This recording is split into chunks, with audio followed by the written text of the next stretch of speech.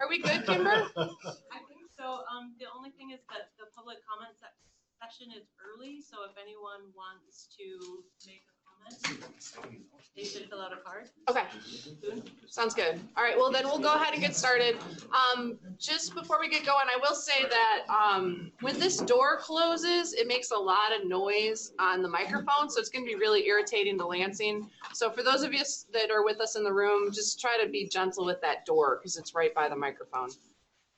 Okay, great. So welcome everybody. Thank you for joining us. I'm Lisa Clark. I'm the director of the Department of Environment, Great Lakes, and Energy. Sorry, Jen. And we are just getting started once Jen joins us because we wouldn't have started without Jen. My bad. So thanks everybody for joining us.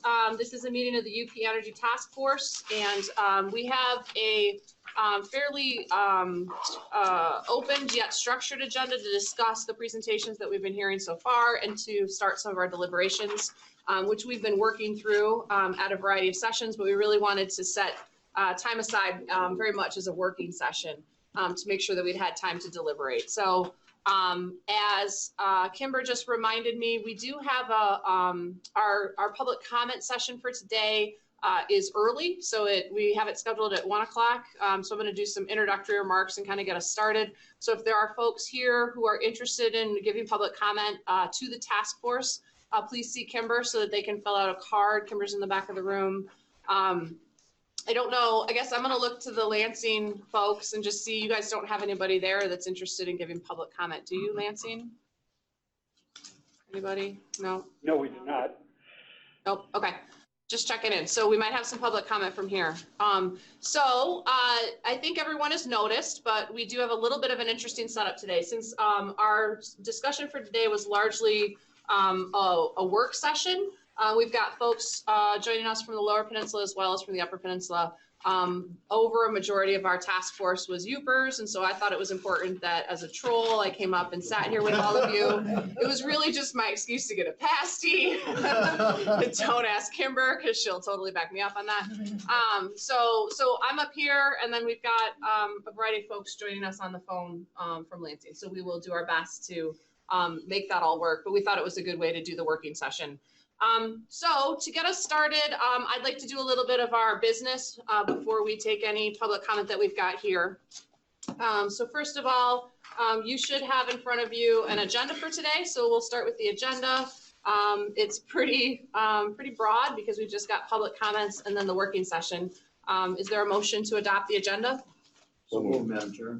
Great. I will take that from Tony with a second from Senator Prusi, who I will never stop calling Senator Prusi, sorry. All in favor? Aye. Lansing? Aye. Anybody opposed? Great, so our agenda's been adopted. So let's move over to our meeting minutes. So you should have meeting minutes that you received, sorry, not enough in advance, but somewhat in advance. I'll just take a quick second to make sure everyone has had a chance to re-review it here in the room and in Lansing as well.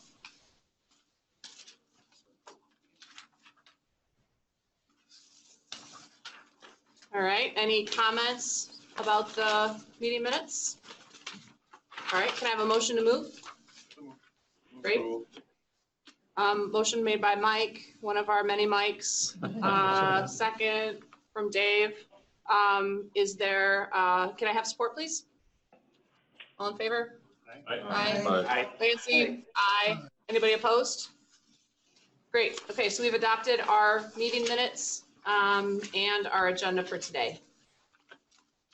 All right, so with that, I think we're early, but let's go ahead and just see if we've got any public comment. We can take some at the end too if folks are interested. So Kimber, do we have cards? Great, we do have a card.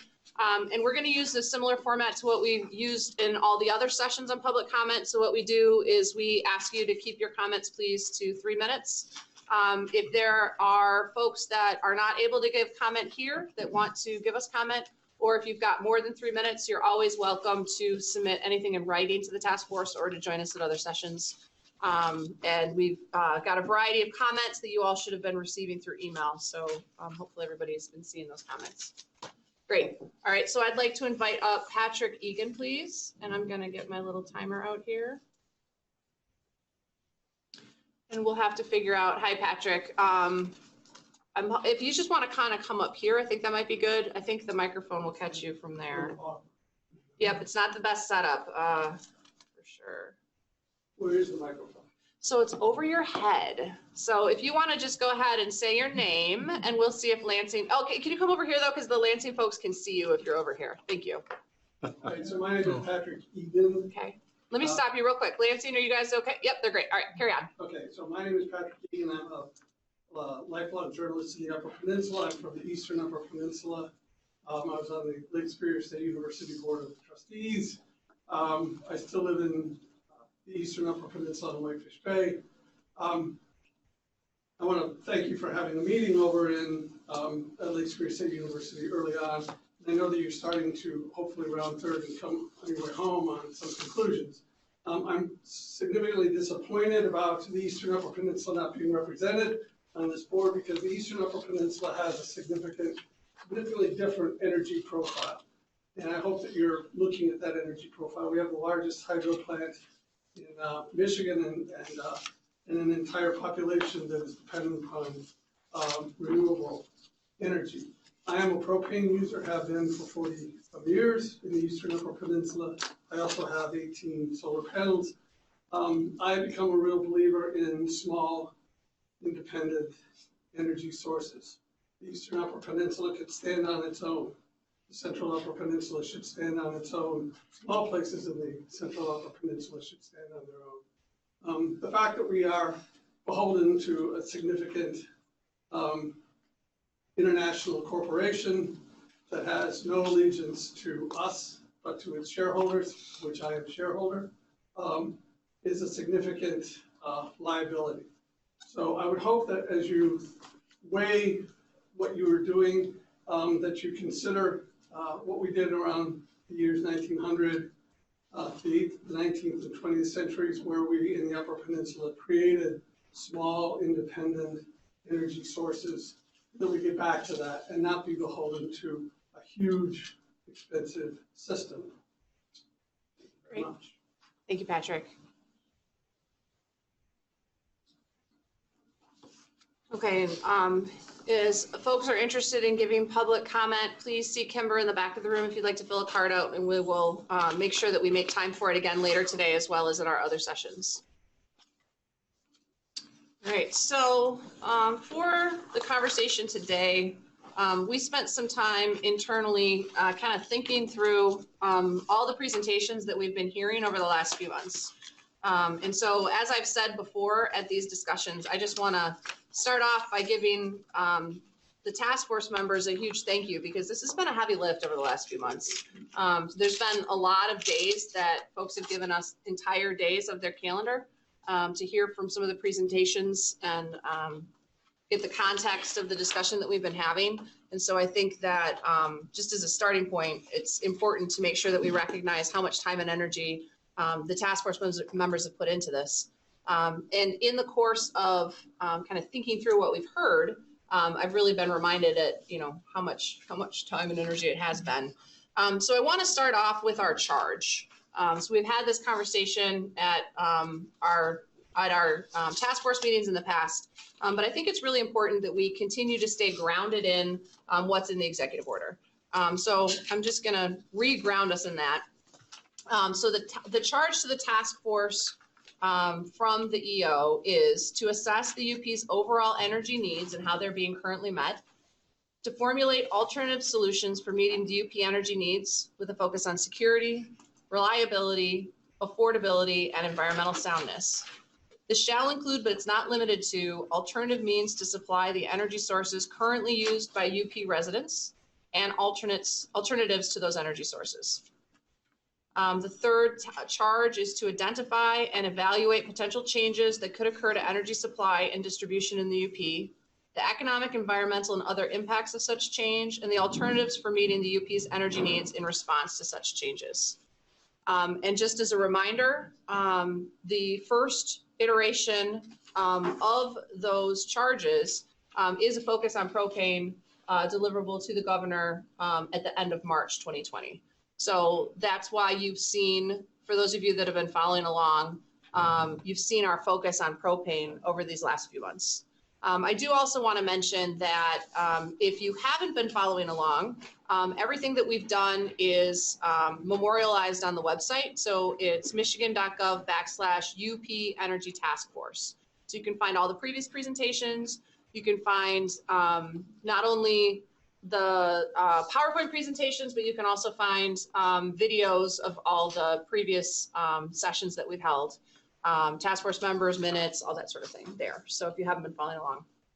So our focus again, in the short term, really on how do we think about propane, but then in 2020, we're rapidly shifting to broadening our view to those other energy generation sources. And so that's part of the reason, some of the public comment is helpful from that perspective. And we've got one more spot. Hey, please join us, Roman. Nice to see you. So a couple of things that I've been thinking about from a broad perspective as we get started. The first is, all of this kind of fits into the context of what the residents of the UP are living all the time, right? And so I know there were some real challenges over Thanksgiving. I think it's a perfect example of why it's important to have step back and kind of take a thoughtful approach to how do we think about supporting our residents with a broad-based approach to energy. I think that there were a lot of folks that were out both in the Lower Peninsula and Upper Peninsula, but I think it was a little harder felt up here, particularly for the duration of the outages. And so that's certainly something that'll feed into our discussions in 2020. But I know that it's something that the residents of the UP, are seeing firsthand, especially over a holiday like that. It's a real challenge. So where I'd like to start us today is I would like to talk to you a little bit about the things the staff has been doing to try to pull together what we've been hearing in the course of the working sessions. And then I'd like to take us through what we saw as presentations, because when I went back and reflected on all of the discussions that we've had together, certain things stood out to me, and I was reminded at how much really we've heard. And I suspect that'll be true for all of you too. And so I just wanted to spend a couple of minutes doing that. So at the outset, I wanted to remind you that we have hired outside experts who are helping us to advise the task force on how to get propane into the Upper Peninsula in case of a disruption, right? So this is something where we wanted to get additional perspective from kind of that expert world. And so that will be coming to us through the report that Public Sector Consultants is preparing, and that will come to all of you late January, early February. So you'll have time with that as a task force before it goes further than that. So looking forward to that February 7th session. So that's our next date, where we'll really be digging into what comes from that. But largely the recommendations come from you all and come from the presentations that we've heard. So that's why I think it's important to reflect on what we have heard together in the presentations.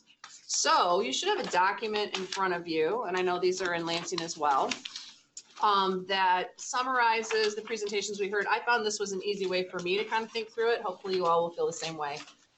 So we actually started in Marquette, so we've kind of come full circle from that perspective. And we heard from Chairman Sally Tolbert from the Michigan Public Service Commission, who talked about what had been prepared around the polar vortex and the statewide energy assessment. And then we heard from Commissioner Scripps on the statewide energy assessment, particularly with its applicability to propane. And so the thing that I wanted to mention there is, for those of you that might have looked at this recently, the statewide energy assessment did make some recommendations on propane that came out of a private study or survey that they had done. And we've heard about that a couple of times. But anyways, as we're starting to think through recommendations, I just wanted to remind you that there were a chunk of recommendations that came up there as well that I think are useful to feed into what do we think about. Then we heard, just flipping the page, we heard from Dr. Winkler about Upper Peninsula energy demographics, and a couple of things that stood out for me there, and I'm sorry I won't do this the whole time, but there were a few things that I think are important grounding. The first is that 18% of Upper Peninsula residents, so 22,000 households, use propane as a primary heating source. So that, I think, is an important number to me. I think the other important number is what percentage of those homes are low income. And I don't have that readily available, but I just wanted to kind of re-highlight that. And while we are focused on the Upper Peninsula, propane is something that is important to Michigan across the state. So I'm going to mention the Lower Peninsula numbers just for the trolls. So 8% of the Lower Peninsula, and that's around 325,000 households who are dependent on propane as a primary heating source. So just wanted to kind of put all of that in context because it stood out for me as I was reviewing that. So then we received a presentation from Derek Dolling for the Michigan Propane Gas Association, which was great. The propane system overview that Travis and Ethan did from the MPSC is something that I've spent a lot of time with. I think that that's really good context for how do all the pieces fit together from a market perspective and then also from a policy perspective. So that was a very busy day in St. Ignace. They also recapped the London Economics presentation or study that was done by the state as well as the dynamic risk study. And so important kind of inputs into our discussion. September 20th, then we were in Houghton Hancock and we had a presentation from Plains. So the presentation from Plains talked broadly about NGL production and how it fit into the market. Peter Hallran, Marlon Samuel, and Mike Moeller from Enbridge spoke about Line 5 in specific. So they talked about system maps, system overview, so a variety of conversation. I think some fairly in-depth discussion about what Enbridge's view of the world is and how that interacts with the other presentations we heard before. We closed out the presentations in Hancock with Tim Lubber's overview of Semco Energy's world and how they look at it from a natural gas utility perspective. So again, a lot of really good content in Hancock. October 1st, we were at Lake Superior State. We saw a real focus in this discussion around customer protection assistance programs. So that was the highlight. So the first presentation was by Michael Moody from the AG's office, and he talked about consumer protection. The second presentation was from Dennis McShane, who's with the Community Action Agency up there. And I found this one to be pretty eye-opening as he talked about how do the energy assistance projects really work on the ground. So, you know, he's from Sault Ste. Marie and runs those programs there and could really talk about how do they really effectuate themselves? What does it really look like for residents? And then we were lucky to have Jamie Curtis from the Michigan Energy Assistance Program, housed at the Public Service Commission, talk about how do all of these different energy assistance programs tie together from the state perspective. And so what sort of influence does that have as they all intersect? There's certainly some challenges between both Dennis and Jamie's presentation about deliverability and making sure that we're reaching vulnerable populations. Then we were just together, not that long ago, November 13th, when we were in Escanaba. We started off with a tour of Rapid River. For those of you who joined us, it was perhaps just a hair chillier than it is outside right now today. And we were standing around outside for quite some time. But it was a great tour. And it's interesting because I was looking back at Ethan and Travis's presentation, and they've got some slides on Rapid River. And it was so cool to be able to have been there and look at those pictures and really kind of understand the process so much better from actually being there on the ground. And then we were in Escanaba at Bay College. We video conferenced in Joe Potchin from the Michigan Attorney General's office, who shared with us language the AG's been thinking about. We talked about the presentation from EIA on propane pricing was really eye-opening to me. In particular, the influence of the international markets was very surprising to me, and I think an important influence as we think about potential disruptions and what kind of challenges that can have for the Upper Peninsula. And then we had an update from Eric Pardini on the work that they've done to start the report. Phew, we've done a lot of work over the last few months, folks. So I hope you found that useful. I think it was important to kind of ground us in all of the different discussions that we've had. Just wanted to kind of recap. Another piece of paper that you've got in front of you is, as we've been thinking through, how do we shape our thinking about these recommendations, one of the ways, again, thinking about a component of our directive being how do we make recommendations to state government to make things better if there's a supply disruption of propane to the Upper Peninsula.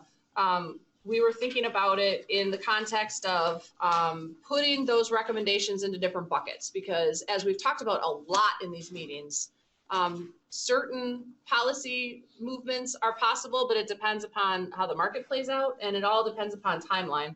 So in an attempt to try to simplify that, we made this matrix, which looks at if there was a short-term disruption, if there was a medium-term disruption, or if there was a permanent disruption, and then breaks it down to if it's a sudden disruption or a planned disruption, right? So are we in a situation where we were in 13-14 and we've got a combination of really 3 challenging factors, like the change to the pipeline at the same time as a really cold winter, at the same time that we had a very wet fall that required a lot of propane for agricultural drying. So, you know, it really was a combination of 3 different challenging factors happening all at once.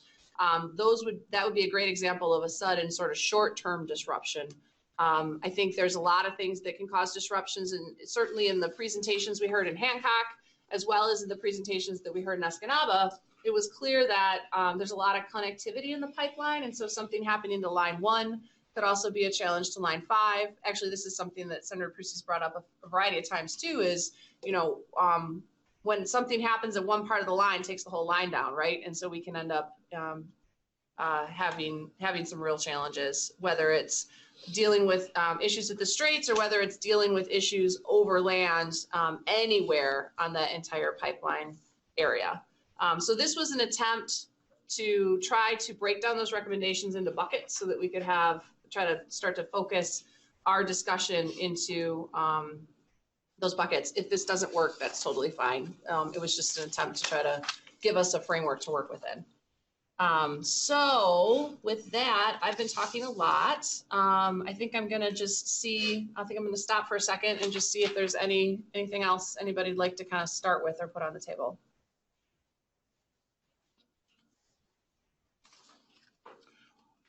Sure. Dave? One of the things we saw down at, what's the name of the place down at Rapid River? Rapid River.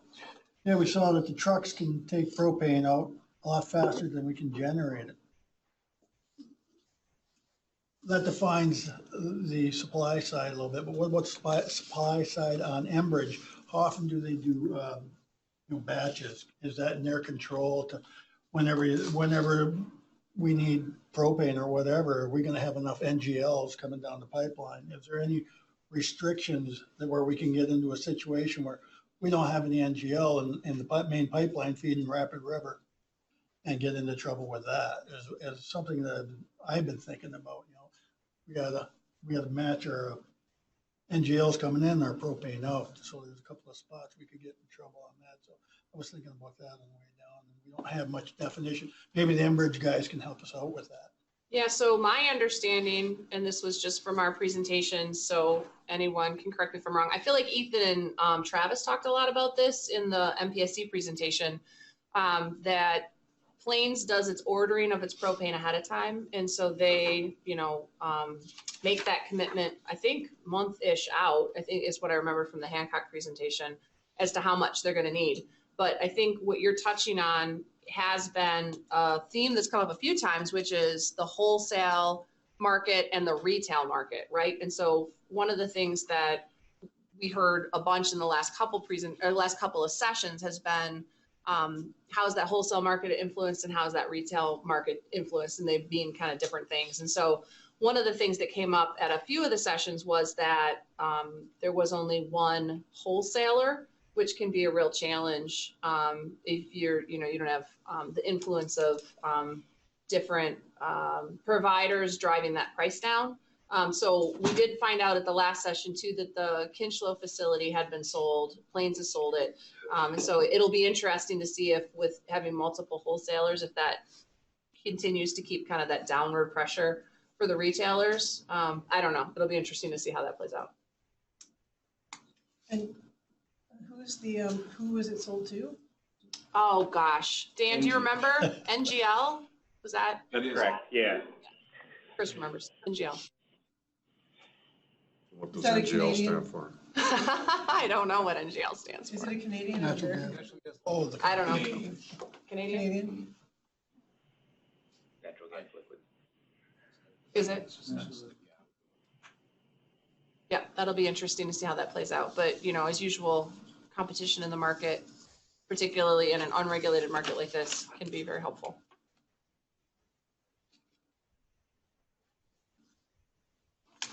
Any thoughts from Lansing? There's a joke there. I didn't make it. Shoot.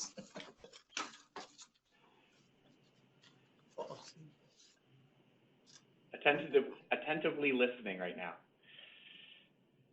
Good job. Yeah, Roman. Well, first of all, apologies for being late. Delayed opening in Coleman schools. So my comment is about this matrix. I reviewed it before I left. I think it's a very helpful matrix. My only question is, and it's, I would like to open it for discussion, whether a short-term designation should be year and less or under 1 year. And perhaps Chris can chime in on what a typical short-term issue of the pipeline might be when it's just, there is some kind of a backlog or something like this. So maybe my thoughts are maybe short-term should be shorter than one year. So maybe we should unpack. So what's in your experience, if there were any interruptions due to, I don't know, plane or non-plane maintenance or something like that? What's typical? I think the last time there was an extended disruption, it was maybe for a couple weeks when Enbridge was doing some pipeline maintenance during the heating season. That created quite a bit of challenges for all retailers in the UP. So, I mean, if it was shut down for a year, they might as well shut it down indefinitely.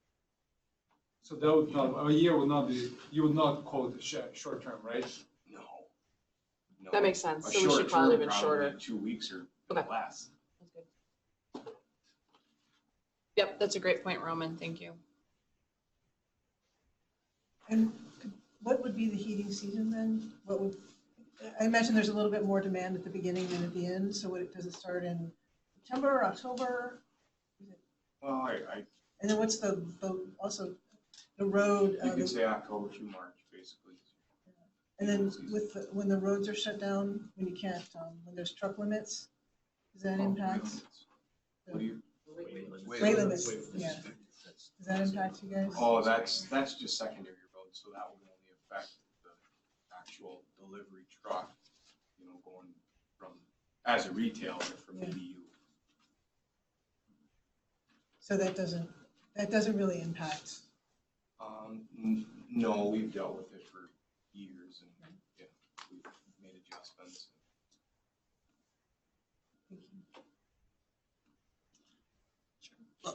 Along those lines of, you know, when we had the Energy Information Agency, Warren, he mentioned that the oil companies had doubled their export capacity on Canada's west coast.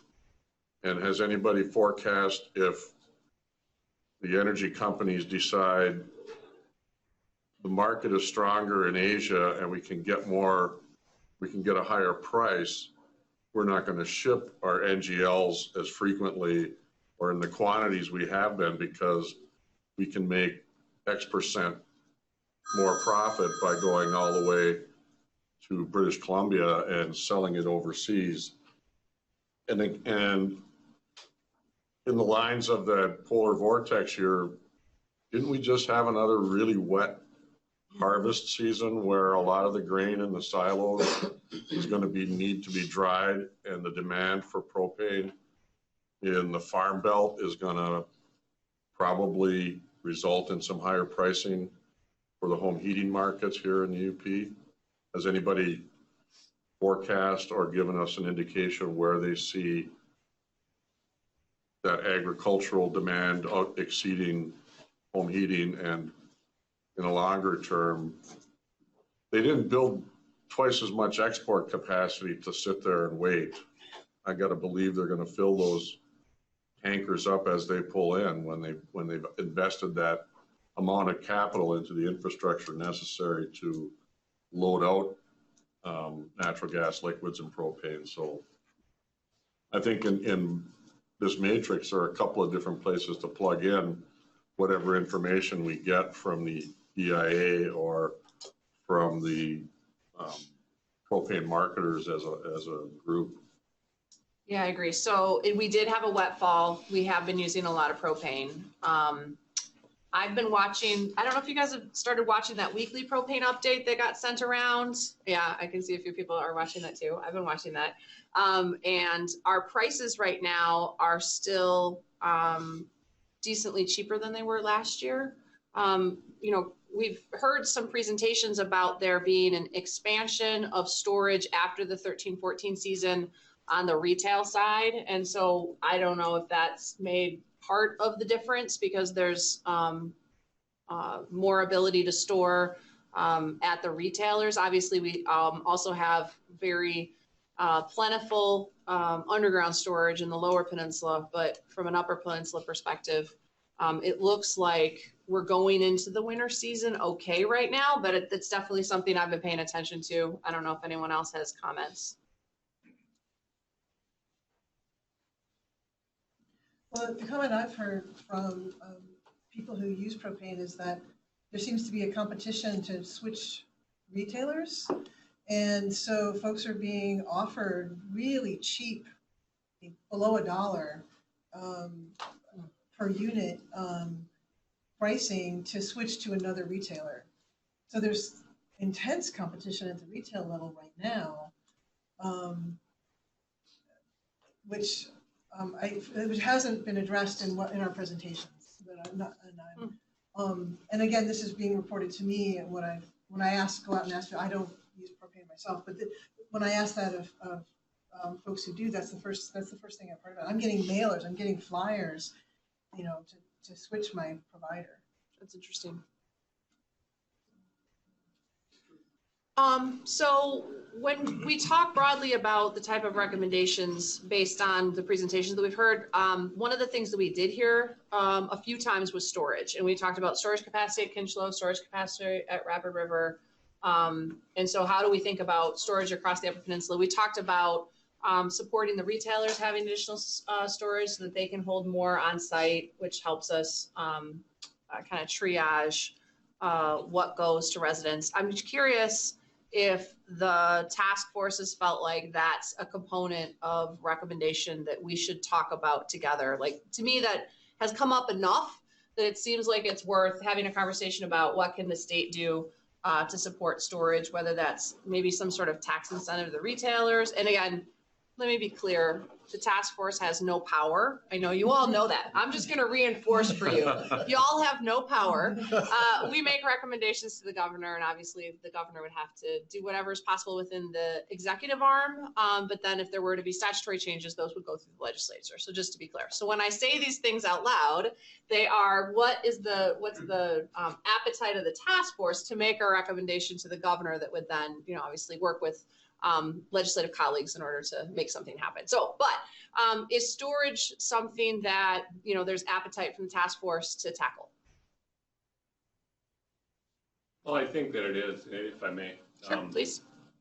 For the task put to us first, which is, as outlined in the matrix, solutions for disruptions of different periods in propane. We've heard of almost all public comment at all of our meetings that are a bit off task with regards to what we're contemplating first, and all very, very good comment, but they're longer term, and they're all energy sources related. But with focus on propane, I think that the solutions here lie in logistics and storage. The alternate sources in terms of disruption. So anything that we can do to foster any recommendations that we can make to foster increase in either, I think is near top of the list. Also, one of the things that we didn't hear in presentation going forward when we had Luke from Plains in, we didn't quite get there with the time constraints that were on us, but as a wholesale supplier, there's a lot of money out of their pocket in the event of disruption, I think, which I would think incentivizes them significantly to have some kind of fallback plan for delivery. We don't know what that is. We didn't get to that, and maybe there's not, and maybe they're not out anything in the event of a disruption, but in a different regulated world, which propane is not, there would be some obligation to serve. And they would be forced to have some level of contingency plan for delivery. Whether they have that or not, I don't know. But in a world where they did have more of an obligation to serve, that would be a big part of their work, to develop those contingency plans. And we may gain something from, experiencing what they're thinking, but we did not get there in conversation. So if we have some ability to get back to them, that would be a good questioning to ask. Yep, I think that's a great question. And I think that was one thing that stood out to me too from reviewing the previous presentations, that within the propane industry, there's no broad industry or regional requirement to come up with an adequacy planning mechanism like there is in other types of energy generation sources. Right. So, and I don't know that, I don't say that to, there's no, I'm not quietly saying that there's a requirement. We should recommend a requirement. That's not what I'm saying. I'm just saying that it doesn't exist. And so we need to think about what are the policy levers that can support the market so that our residents are as safe as possible or exposed to as little risk as possible in the case of a disruption. Yep. Director? Yep. This is Douglas Chester. So hey. Reflecting on this question about storage, I'd like first to go back to the draft table that you provided and make the point that it's framed around shutdown, presumably of line 5 or somewhere upstream of that. We probably should be dealing in roughly the same sort of table with respect to unexpected price rises. Our charge does include affordability as well as security. And if you do that, then think about storage in both contexts. I think it's helpful. Storage is unlikely to be an economical solution to long-term disruption or long-term high prices. It is relevant for getting over a short-term disruption or a short-term price spike. And then to the extent that we're talking about storage, let's say in the transition from wholesale to retail or at retailers, that really functions as much as a buffer against interruptions in the delivery schedule, whether that be via the pipeline or via rail cars or something of that sort, as anything else. When you start to add up the amounts of storage necessary to go very long based only on storage, it starts to look really expensive. So I think we should think about storage primarily as those two things, a way to get over a short-term disruption till we get some alternative supply in place, or the return of the previous supply system, and then as a buffer on delivery time with consequent effects on pricing. Can I add to that? This is Dan. So first of all, I agree wholeheartedly with the idea that we shouldn't just be looking at disruptions connected to the line. I've heard anecdotally that the recent CN rail strike is another form of disruption, even though the line continued to work, that there were market impacts related to that. And so I do think sort of painting a broader approach than probably is included here is important. I'm saying this is, so, and then the second piece on the importance of storage, I think, in terms of a short term, when you look at back to 2013, 14 in the polar vortex, the length of time that prices were significantly higher was not very long. And I think this gets back to Roman's point that framing short term as a year is too long, and I agree with it. But that in that case, it was a matter of a couple of weeks where you actually saw the highest prices. And storage probably can help for that, just basically riding out the worst of the worst when you've got multiple contributing factors that ultimately result in significant price spikes. Having more on-site storage can basically help ride out those. And it also, I think, in addition to Douglas's point, can be combined with other things. So the addition of storage allows potentially for buying more of the product when it's cheaper, however you're getting it, by truck, by rail, by pipeline, than you otherwise could. And so it, again, allows for sort of greater hedging ability. So it, I think, contributes to longer term solutions, even though nobody, I don't think, is saying that we should store an entire heating season's worth. And then I guess the final point that I've heard, and Chris, I'll credit you on this one, is the idea that nobody in the business wants to store product. They want to move product. And so there is a tension here in terms of the broader good of being able to take more product and to hedge against some of these price spikes, with the idea that then you've got a lot more inventory sitting around. And so there's both an incentive, I think, by some of the retailers to have more storage to ride out some of those things, but also a disincentive because it means that you've got more stuff on your shelves instead of moving out the door, to conflate the metaphors. Yep, those are good points. Robin? If I may, and if I'm being too academic, please tell me to be quiet.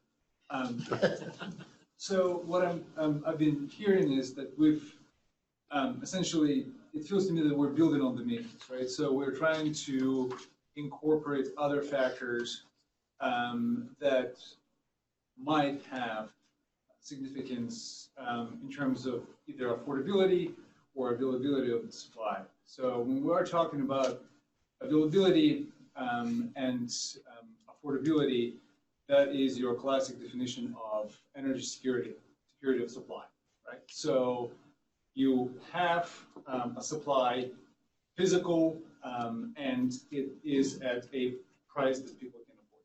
And then there's conditions you can put on affordability and availability, can be environmentally benign and socially acceptable and yada, yada, yada. So this is what's known as security of supply.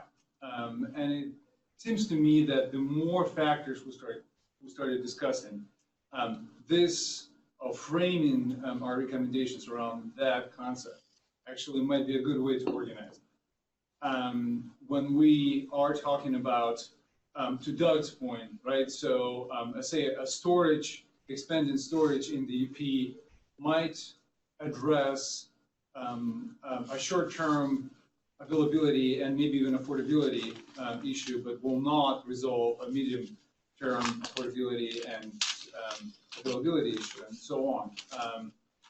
And since, and maybe this is, I'm going a bit ahead of our immediate step, but then as we transition to discussing more broad questions related to energy landscape, the energy situation in the UP, maybe we can also start thinking about security of energy services. So what is the long-term possible solution, ability to diversify? What are the other ways, heating, cooking, agricultural uses, how can they be addressed? So that could be a transition over to assistance programs, but I don't necessarily want to leave storage if people feel like they have more to say about storage. Is there more to say? The only other thing and I said this at the time in Hancock, but this opportunity to reflect, the just-in-time nature of the large system that is so carefully calibrated makes it more brittle to disruption. And for all the factors so that we've been talking about, but it's a phenomenal piece of engineering that they know in Rapid River when that 20% of NGL that's in the pipeline is going to reach that point from Superior. I mean, that's incredible.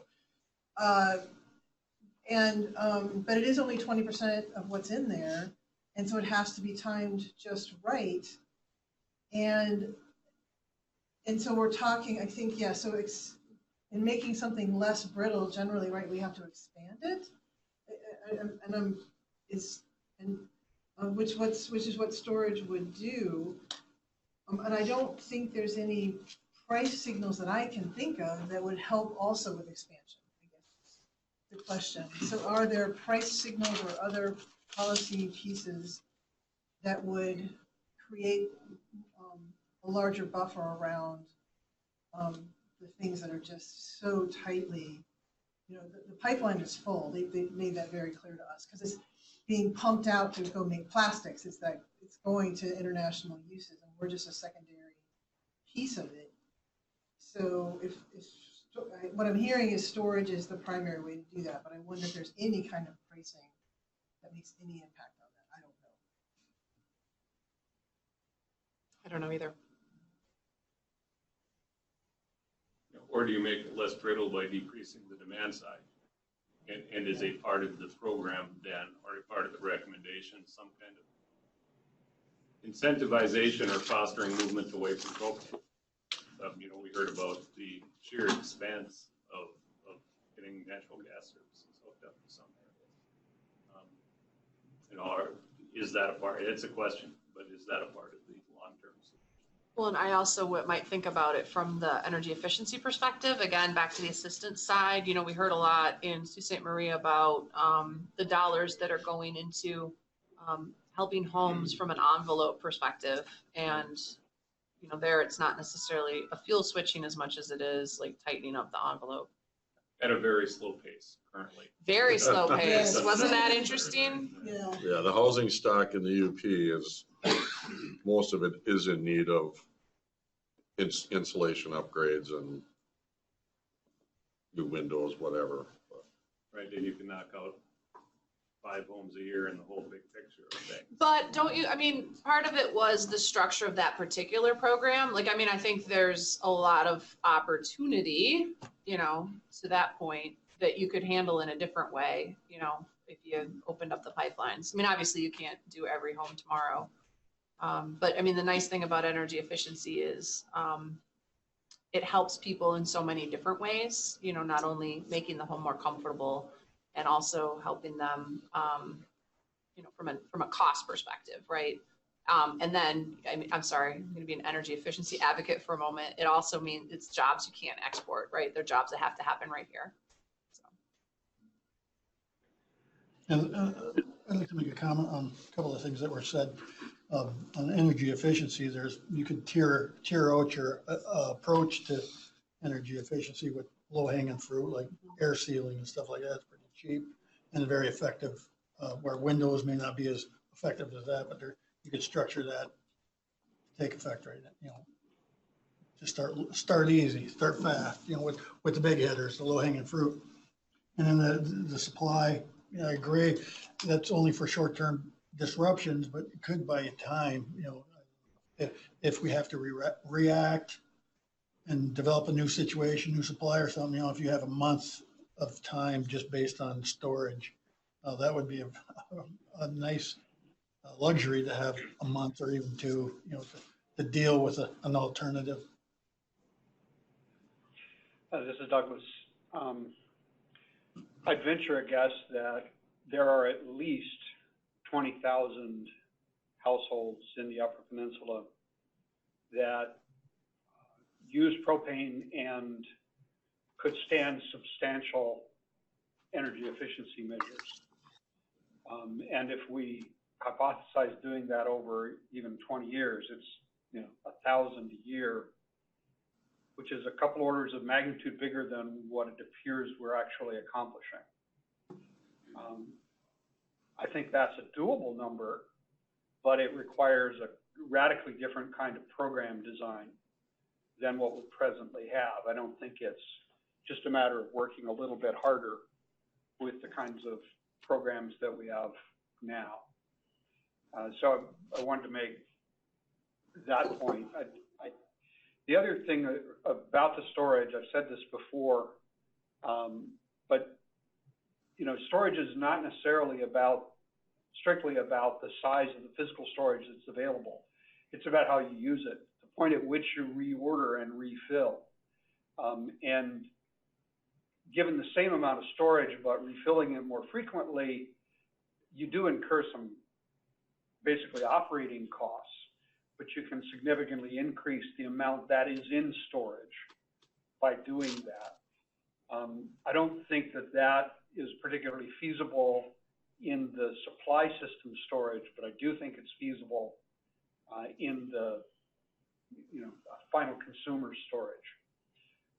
And we should at minimum make sure that all of the assistance programs make it feasible for people to reorder at 25% full or higher, and participate in budget plans and those kinds of things, so that we really have broad access to that strategy. So I think that makes sense. Go ahead. I was just going to say, to Douglas's point on sort of a different market structure for efficiency programs, I think one of the challenges that we have is that we've got efficiency programs for electric utilities and for gas utilities, but the sort of unregulated nature of the propane industry makes that more challenging. And there's probably different ways that you could address that. I mean, I'm thinking one could be some sort of,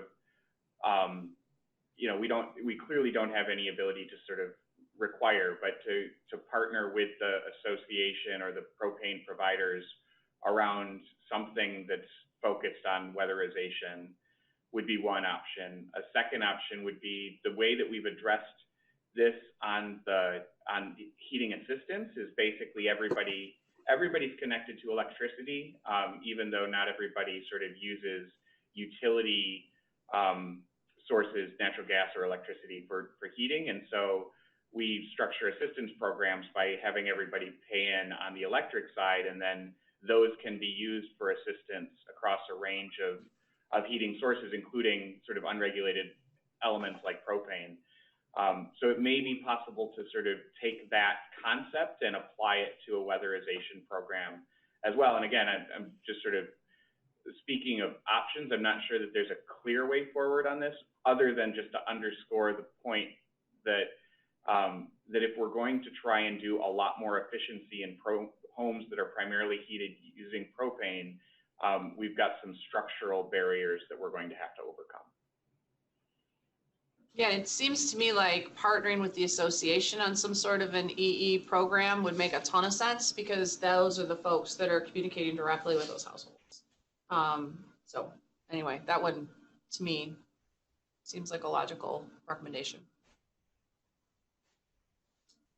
I think as well, to Dan's point with electricity, allowing for those EE programs to allow for fuel switching and to allow you to potentially use a heat pump or something along those lines, and whether or not there are any policy levers that would include encouraging the creation of a heating rate, a particular rate for electricity that's potentially connected to that one item that kind of lowers the cost from your kilowatt hour down to a slightly lower rate that makes heating more affordable kind of across the board. And maybe that's only from October to March or whatever season that might be in. But I think there's an opportunity somewhere along those lines as well to allow for fuel switching, to use potentially over to heat pump and to still have propane, but maybe that gets used as a secondary fuel source for those coldest sort of days. But I think there might be something worth exploring around those lines. So I just want to jump in. I was not necessarily arguing for fuel switching under the programs. It was more thinking about ways to pay for propane for heating, weatherization for homes that heat with propane. In my mind, the sort of looking at alternatives to propane is more of a year 2 discussion than sort of around supply in the year 1 discussion. And I guess I'm nervous about introducing ideas around fuel switching, which tend to be hugely controversial at this point. And I certainly understand that, and I was just suggesting that, you know, even during this portion, that you would open up some of the utility programs, you know, and incentives and rebates. If you allowed for that to happen, it would expand essentially the current suite of utility programs that are out there, and potentially encourage electric companies to provide additional rebates and incentives through their current renewable program. So I think I was expanding upon your thoughts, and I clearly understand your point as well. So I think this is a good transition over to assistance programs, and we've talked a bit about energy efficiency in particular, but Douglas mentioned a couple of the others. So thinking about supporting low-income customers doing pre-fill and creating some sort of model program that can support the retailers as they're working with their customers on that. Tank filling. One of the things that's come up a few times is the liability challenge of filling somebody else's tank. And so I'm interested in what everybody thinks about emergency tank filling provisions. So those are a couple of the ones that I heard come up a few times around assistance programs. I don't know if anyone's got other thoughts, but I'm curious what you all think about those 2 in particular. Well, one thing about the pricing issue is the state emergency relief is federally mandated. So a person has to be at 25%. So as much as we'd like to be proactive and fill them up in the summer, have them ready for the winter, that's not possible. So they have to be approved through the state, and they have to be at 25% or below. So it's federally mandated to be at 25% or below? Yes, through LIHEAP. To receive funding. For someone to be able to get a fill, low-income person seeking assistance would need to be at 25%. Right, to seek assistance, but maybe there's some other vehicle, some other incentive program. Yeah. May not exist today, maybe needs to be developed. Right, so through the state, through the LIHEAP, everyone has to go through that first, and then they can get MEEP assistance. Yep. So once they're, in the MEEP program, the rules are pretty much the same. So they'll have to wait until they're 25% to get another fill. But the MEEP program we have control over. We could probably make changes to the MEEP program a lot easier. But we would be spending LIHEAP dollars, which are federal dollars. No, LIHEAP would only be spent on the state emergency relief assist, the first assist. And then MEEP dollars. So glad you're here, Tanya. Yes. MEEP dollars would be spent for all the other energy assistance. The only LIHEAP that MEEP uses is for Assurance 16 activities, which is self-sufficiency. So this is Douglas, just following up on that. If we were able to use state programs to achieve the ideal, basically no one ever falling below 25% full, then we would never tap into LIHEAP for this. And I don't think we want to forego the use of federal funds. So I'm going to suggest that we at least want to recommend, that we make the proposition to the federal government as a part of any package to let us leverage LIHEAP in this circumstance differently.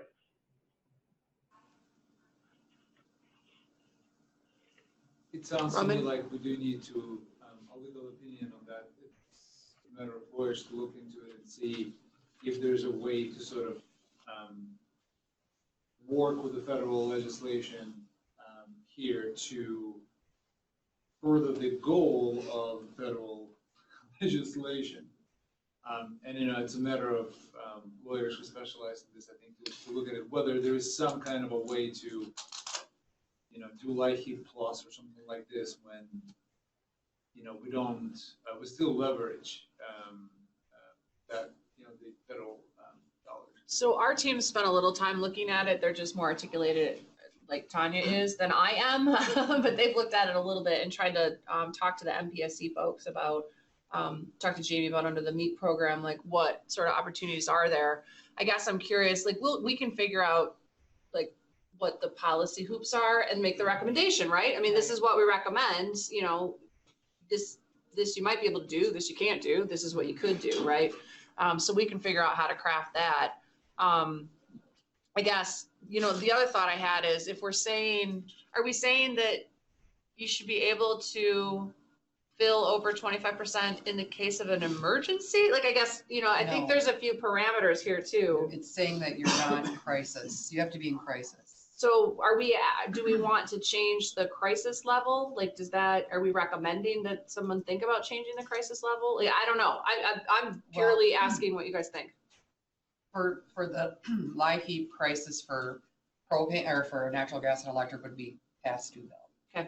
Okay, so they had to set standard for propane and fuel oil, so that was 25%.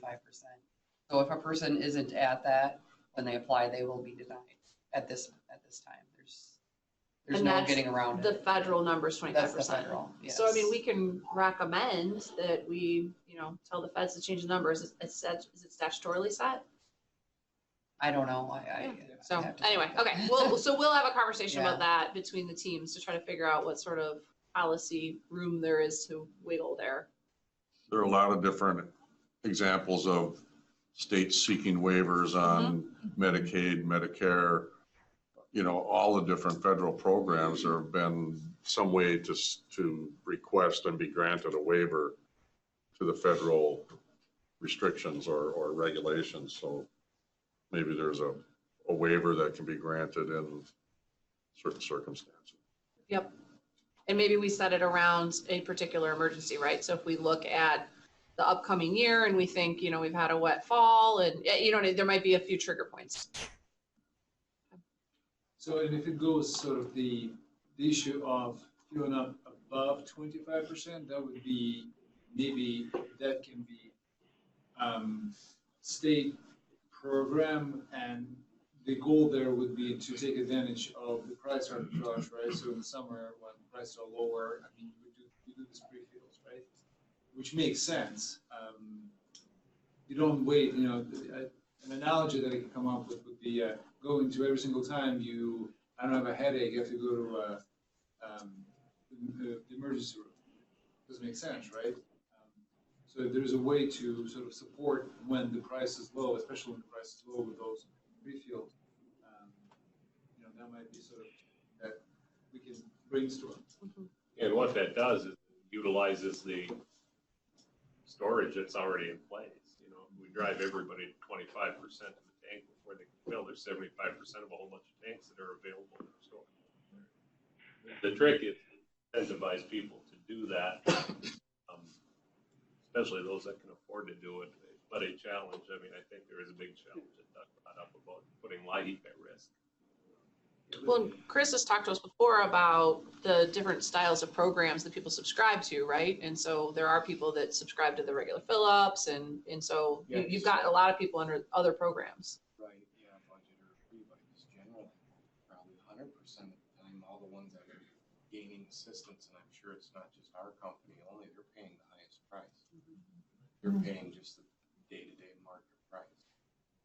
This wasn't a way to take advantage of a different program, which would save a lot of money.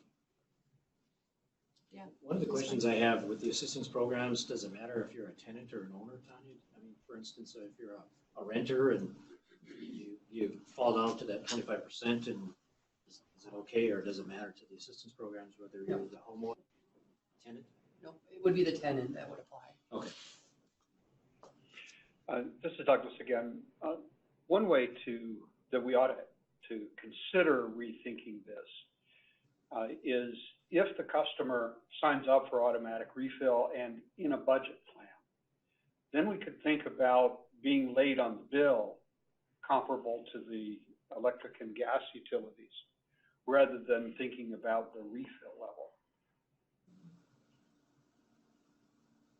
We do that. Very, very few people, but we have done that, pay their past due bill. They come in, they have a past due bill, so we pay for it and a bill. That's something we could look into. Does that qualify them for crisis? It did, but Behind that's that. before the changes with last year when Department of Health and Human Services took over, approving all the applications. So everything has to go through SER, the SER manual. So I don't know for sure that that would be allowed, but it might get through. If they were set up on a plan, they were past due, and they needed a fill. I guess it wouldn't matter about the fill. They would be past due. Isn't that the case then, that the money actually goes to the utility? In all of these cases, is the money going straight to the utility, or is it going to the customer and then the customer pays? No, the utility directly, In all cases. all cases. So there's that too, like the utility's getting paid no matter what. And so, yeah, so why delay if they're gonna get paid? Is that right? Am I thinking about that right? I mean, if we got 75% of these tanks sitting empty. I guess it's just because most people don't do that. They don't set up a plan like that. I mean, I think about 16% of all of our customers use propane, and we very rarely see that. Usually they're just getting a quote for a fill. They don't have a budget plan. So it seems like maybe one of our recommendations is, again, to work with the Propane Association, to have a conversation with the state and with providers like Tanya about how to design a program. I don't know that we need to design the program. I don't know that we have all the information or going to have the best sort of recommendations. But maybe one of our recommendations is that, that group should get together and be supported to come up with something. Other thoughts on assistance programs? This is Douglas. If I could just follow up on your last comment.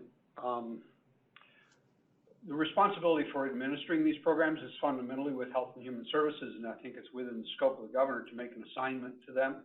Certainly they should engage stakeholders, but I think we could outline that, the recommendation is that Health and Human Services revise the programs to promote participation in automatic refill and budget programs, and to consider ways that assistance can be provided in that context when it's appropriate.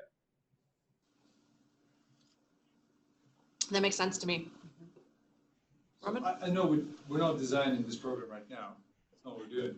But for the purposes of the report, I think it would be important to at least give a fair estimate of the storage that is actually available, the distributed storage that is actually available. Because sort of the storage, whenever we think about storage, we think about those bullets, right, at Rapid River or cavern, something like that, right? So something large and impressive looking, right? So, but I'm thinking about, I'm just really wondering what the total volume of the available storage is that is sitting there in July at less than 25% or 25%. We might actually have a storage solution in our hands. And I'm sure there is a creative way to do a reasonable estimate, right? If we just sort of look at the number of people who have applied and verified that they were past due or their tanks were below 25%, we can come up with a pretty accurate estimate. Well, it might even be interesting just to say full on, residential propane use in the Upper Peninsula, not even just low income, but think about the full capacity of storage. I don't know. Of those things. Is there a reasonable estimate, Tanya and Chris? What do you think? Is there a reasonable way to, and a quick way to sort of do this estimate? As far as just like what my customers could store? Yeah. In total? I mean, yeah, you can figure that out. Maybe not like at the second. I couldn't either. Well, and I also wonder, Spitball it for us, Chris. in our conversations with the team that's been supporting, kind of putting together what is the background information. I wonder if they could do something similar. Yeah. So, they did they've reached out to propane retailers in the Upper Peninsula to try to gather some intelligence. And I would wonder if they could also, with the information that they've got, do some sort of kind of spitball general idea.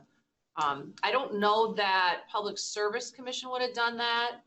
So I don't know that Ethan or Travis would have that information because it goes all the way down to the residential side.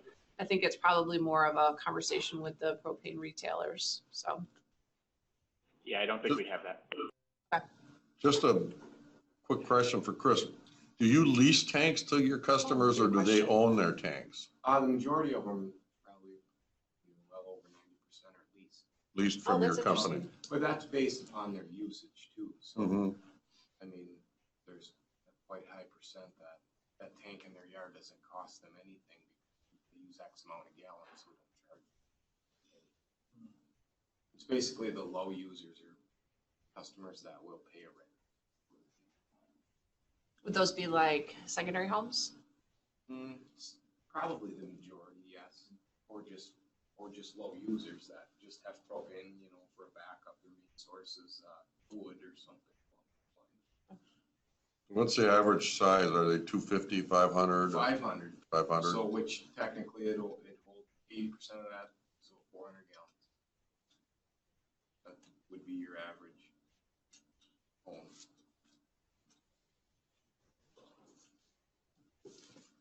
I talked to a number of people about propane tanks and see if they wanted to increase their size to 1,000-gallon tank. I didn't get one good answer out of about 5 people that I asked that because of the size. It's too expensive too. And they don't like the big tank in their yard. So that, I mean, if one 500-gallon tank costs me about $1,600. So I mean, the homeowner isn't going to go, spending that money. But there's still got to be a lot of storage out there. And as far as the federal mandates on these, the 25%, is there any way that, the state, should you get into a situation like 2012 or 2013, 14, that you can override, Yeah, I mean, that's what I'm wondering is, back to the point about federal waivers, and I can't do this off the top of my head. I have to do a little bit more research, but, could we recommend that the governor ask the feds for a waiver under an emergency declaration or maybe there's some triggers in there.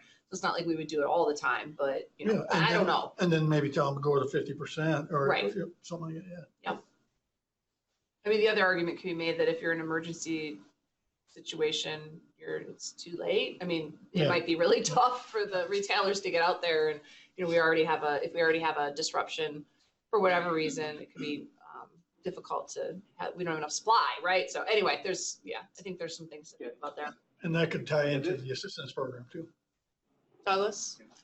Yes, I think the strategy that needs to be supported here is that under ordinary conditions, you reorder at a minimum that's high enough that you always have, let's say broadly, a month's supply on site in your tank. And then in the emergency conditions, that gives both you and the retailer the flexibility to let it go deeper, during that emergency or that interruption or that high price period, as long as you can then restore it, at a later time. So it isn't a matter of trying to fill during the emergency. It's having an inventory that you can run down during the emergency. That makes sense.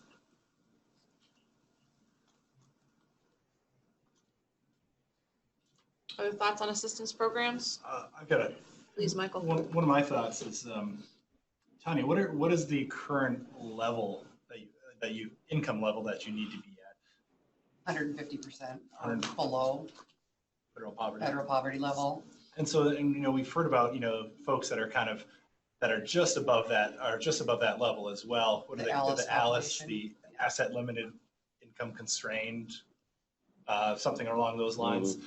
And so there's that population too, in which, there's certainly, that they're left out of the assistance program. And I don't know how, you said 16% of your customers are propane. And if you kind of extrapolate that, and I don't know if that's the right thing to do or not, across that population of 22,000, 16% of that, that's 3,500, that's only 3,500 households, of that. But if you went up to 200% of poverty level, what does that get you at? I know a number of the utility programs, they go, above, they go above the MEP program, and they serve customers up to, 200 or 225% of that. And so that's just something to think about, that there's still kind of tiers of income qualified that still may need help, that it may be no easier for that person who's just kind of above that 150% to put propane in their tank. So if you're thinking about recommendations, that working group might be something to take into consideration. And I think that, it is looked at, but they're looking at the neediest and, the people that are the most, and we're not even able to help all of them. Yeah, and I'm not suggesting that necessarily for me, but I'm just thinking, of the propane situation as we are thinking of potential recommendations that, focusing on, this level of assistance, I think it's great.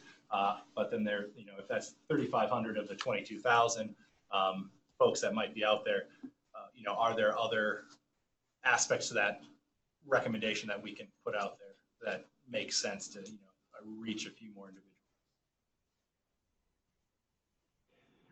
Yeah, most of. I'm sorry, go ahead, I'll wait. No, go ahead.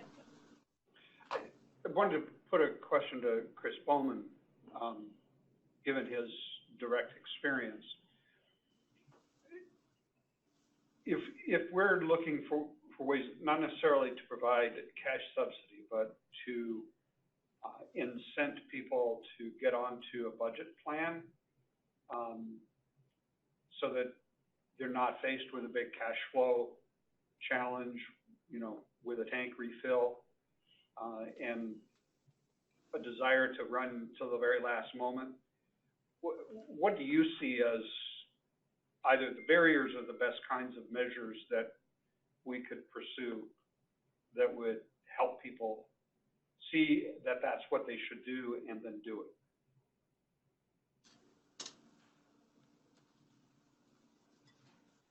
Yeah, I don't know how to answer that, because, like, for our company, all of our customers are mailers every year with, the advantage of being on a budget, and for the advantage of pre-buying and then having a lock-in price or a capped rate. You only get a certain number of people that take advantage of that. And I'm sure, like, the ones that are gaining assistance, it's the same reason, they just don't have the funding to participate in those programs. Mm-hmm. I don't know, unless these people are, in the beginning of August, they're trying to qualify through you, and then at that time it would be an emergency to try to gain funding to take advantage of it. So the grant term runs October 1st through September 30th. So each family is eligible for $2,000. Yeah.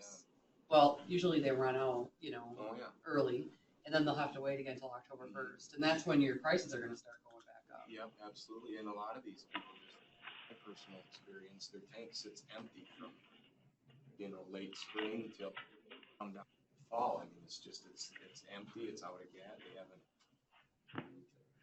assistance. I don't know how you do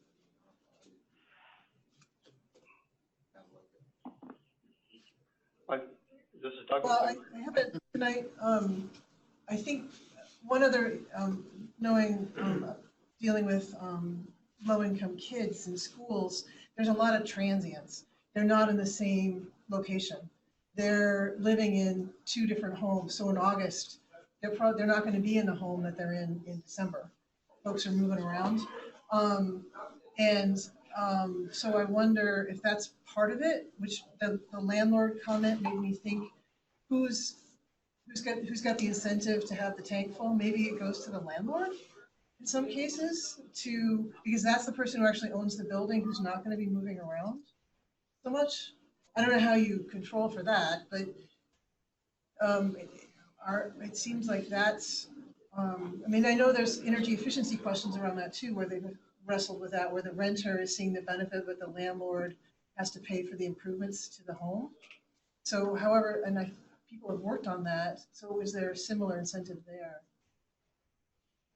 I still think that it's important to get the right minds around how do you structure a program. I think we've identified a whole lot of considerations that should be part of what does that type of program look like, but I don't think we have all the resources here to answer all these questions. I think it's good to identify them and to recommend that the right people get around the table to have a future conversation.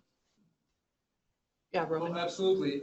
So as a researcher, what you need, what you actually would die for is a data set and, a little bit of money to hire very, very bright graduate students to actually do a literature review and do a model. And you can model those kind of things. You can design those kind of things, as an editor of a journal that does energy, I see those kind of suggestions done all the time. It's not social science, not rocket science. So you can do those kind of things, and we're really in the fortunate situation to recommend the parameters, and more importantly, have the data, because we're going to have a lot of data as part of this initiative. So, and I'm all but certain, and these are not new kind of questions. How do you incentivize low-income population? How you increase energy efficiency drive, those kind of things, how you improve communications, more people sign up. So, I'm all but certain once we have the data, and if there is an opportunity to do an RFP, it's a matter of time, not a very long time before one or two programs can be designed. Douglas, were you trying to get back into the conversation? I was, just to take us back to the point that the grant year is October. That in itself is an obvious barrier to getting the kind of behavior that I'm suggesting we want people to undertake. So I don't want to lose track of that as we go to a more general proposition here. Yep, that makes sense. One thing I did want to say is the MEEP work group does have the possibility of an affordable payment plan for propane being on the table. It's not, we haven't discussed it thoroughly yet, but it is something that we are, thinking about. I feel like that came up in October. I feel like I Yes. remember whether it was Jamie or somebody presented on that. Mhm. Okay. Great. I'll let you know. That'll be interesting. Okay, so we've talked about assistance programs, we've talked about increasing storage, and as I'm thinking through, are these sudden impacts or planned impacts? And then, it's certainly kind of a duration impact as well as an increase in price impact. To me, they can fit in multiple places from the grid perspective, but I'm trying to kind of think through making sure that we've hit on different components over here. One of the other things that's come up a few times is, again, sort of in that short-term space, lifting of emergency rules. So I think my understanding from the 13-14 challenges were that there were some transportation rules that were a bit of a barrier. And so that was something we heard a couple of times. Is that everybody else's recollection is that it makes sense to think about lifting emergency rules in the case of an emergency?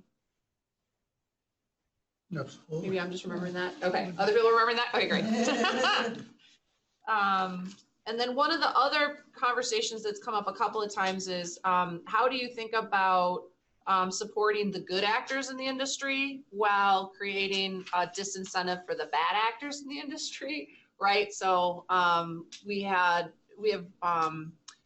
some challenges in 2013 with price gouging, and so I think we saw a couple of different examples and presentations to us that attempted to approach that.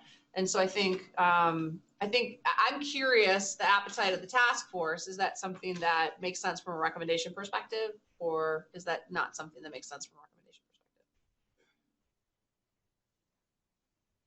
Outlining the criteria for who makes good and who makes bad. Is there a cutoff that? I guess I would think about it in such that less on the criteria side and more on the side of think about either statute or a program that creates a structure for customers to have some sort of Consumer Protection Act. Was that what Joe Powded? Yeah, I don't know that. With that legislation, was that? I don't know that I felt. I'm not sure that I felt like that legislation encompassed what I would want it to encompass, but I'm curious what you all think. Roman? Can it be, can we still, and again, I'm not licensed. No. You're not a lawyer, you just play one on TV? No, I can play a lawyer in Vermont. I can't play. Oh, okay. I should be pretending that I'm a lawyer instead. I should probably weigh in. But my point is that I wonder if a more tailored set of measures can be achieved via administrative regulation. Oh, I don't know the answer to that question. That's a good question. So I know there's some Wisconsin statute that I think that, is not quite what the Attorney General's team put out there. And I don't think our job is to recommend statute. I think our job is to say, we think this is worth considering a way to protect the good actors in the industry. That's how I would say it. So, because what is proposed, the presentation that we've heard, if there is more specificity that is done through an administrative action, that can actually be one of the solutions. Yep. So there's no need for a new statute. Oh, I see what you're saying. Yeah. I'm not sure. I don't know that there's, my understanding from the presentations that we've heard, I'm not sure that there's enough legal structure and statute to give the executive the ability to do enough here. What I predominantly took away from the presentation that the AG gave was being able to go upstream to the wholesalers for price gouging and to create a definition of what a disruption actually is.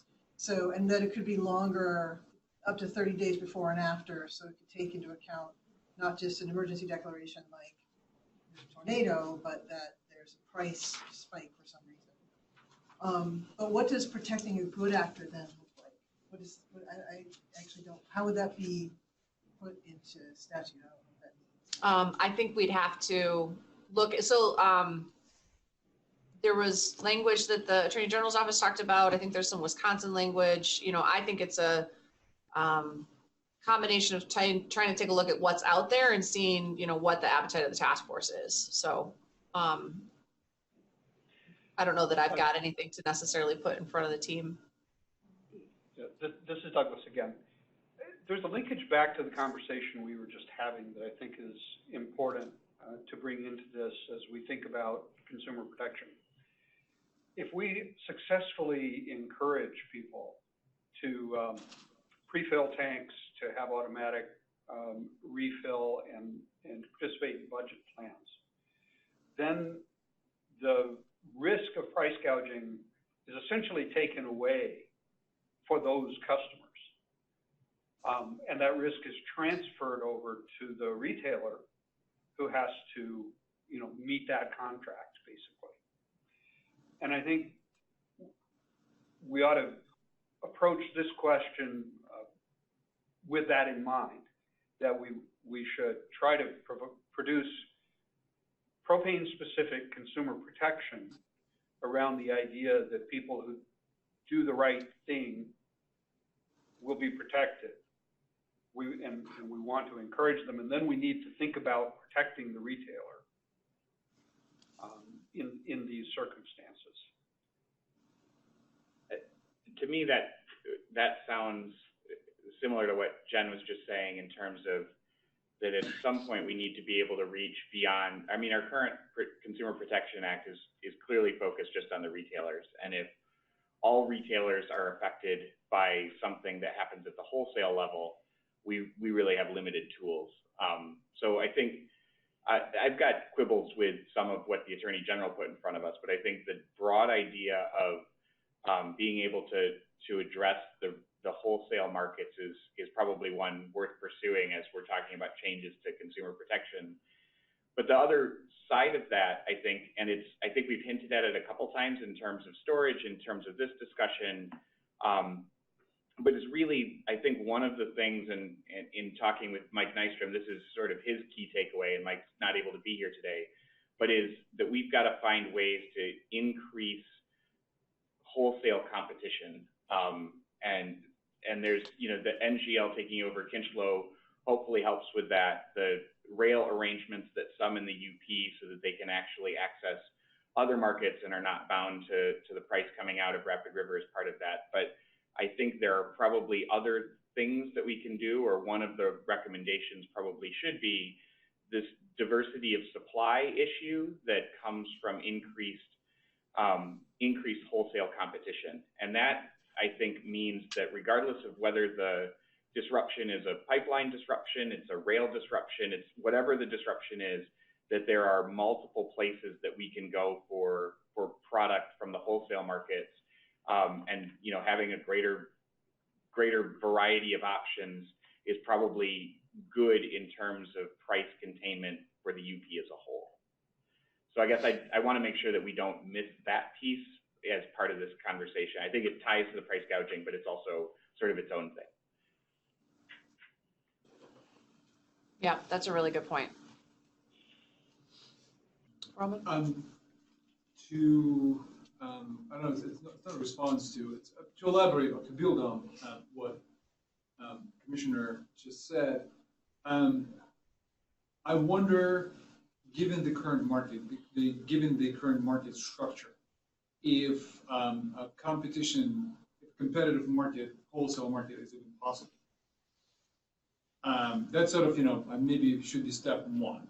I mean, we can increase the competition, but we can still have 2 or 3 or 4 suppliers, and with market power, that is essentially renders it a near monopoly. So I think that's sort of, I think the question is that what would be even a scenario in which we can have a meaningful competition, if we are to have meaningful competition in the wholesale market. Not possible. I mean, we've just started competition in some respects by having the NGL purchase a few weeks ago that, of course, had nothing to do with any of us, right? So, yeah, we can't control it. And it's all coming from Western Alberta anyway. I'm sorry, It's Jen. all coming from Western Alberta anyway. Right. And the first thing that went to mind for me was, well, would it ever come from Ohio and Pennsylvania or Texas, Oklahoma? Or would it, because right now it is all coming from Canada, from what I understand. Unlike natural gas, which is coming from Ohio and Pennsylvania into the UP, as well as some coming from Canada. That's what we learned from Semco, but not all the propane is coming from Alberta, is what I heard.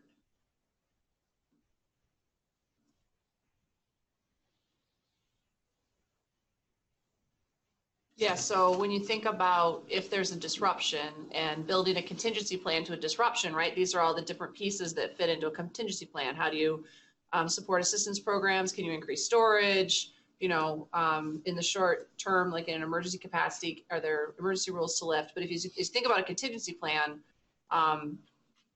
it gets a little limited when you're only receiving your supply from one location, even though you can get it through different methods, but. Yeah, it's a bit of a puzzle. As far as your question, well, should we address this as a task force or make recommendations? I think it's just part of the security, right? The security side, the gouging, I think we have to do that.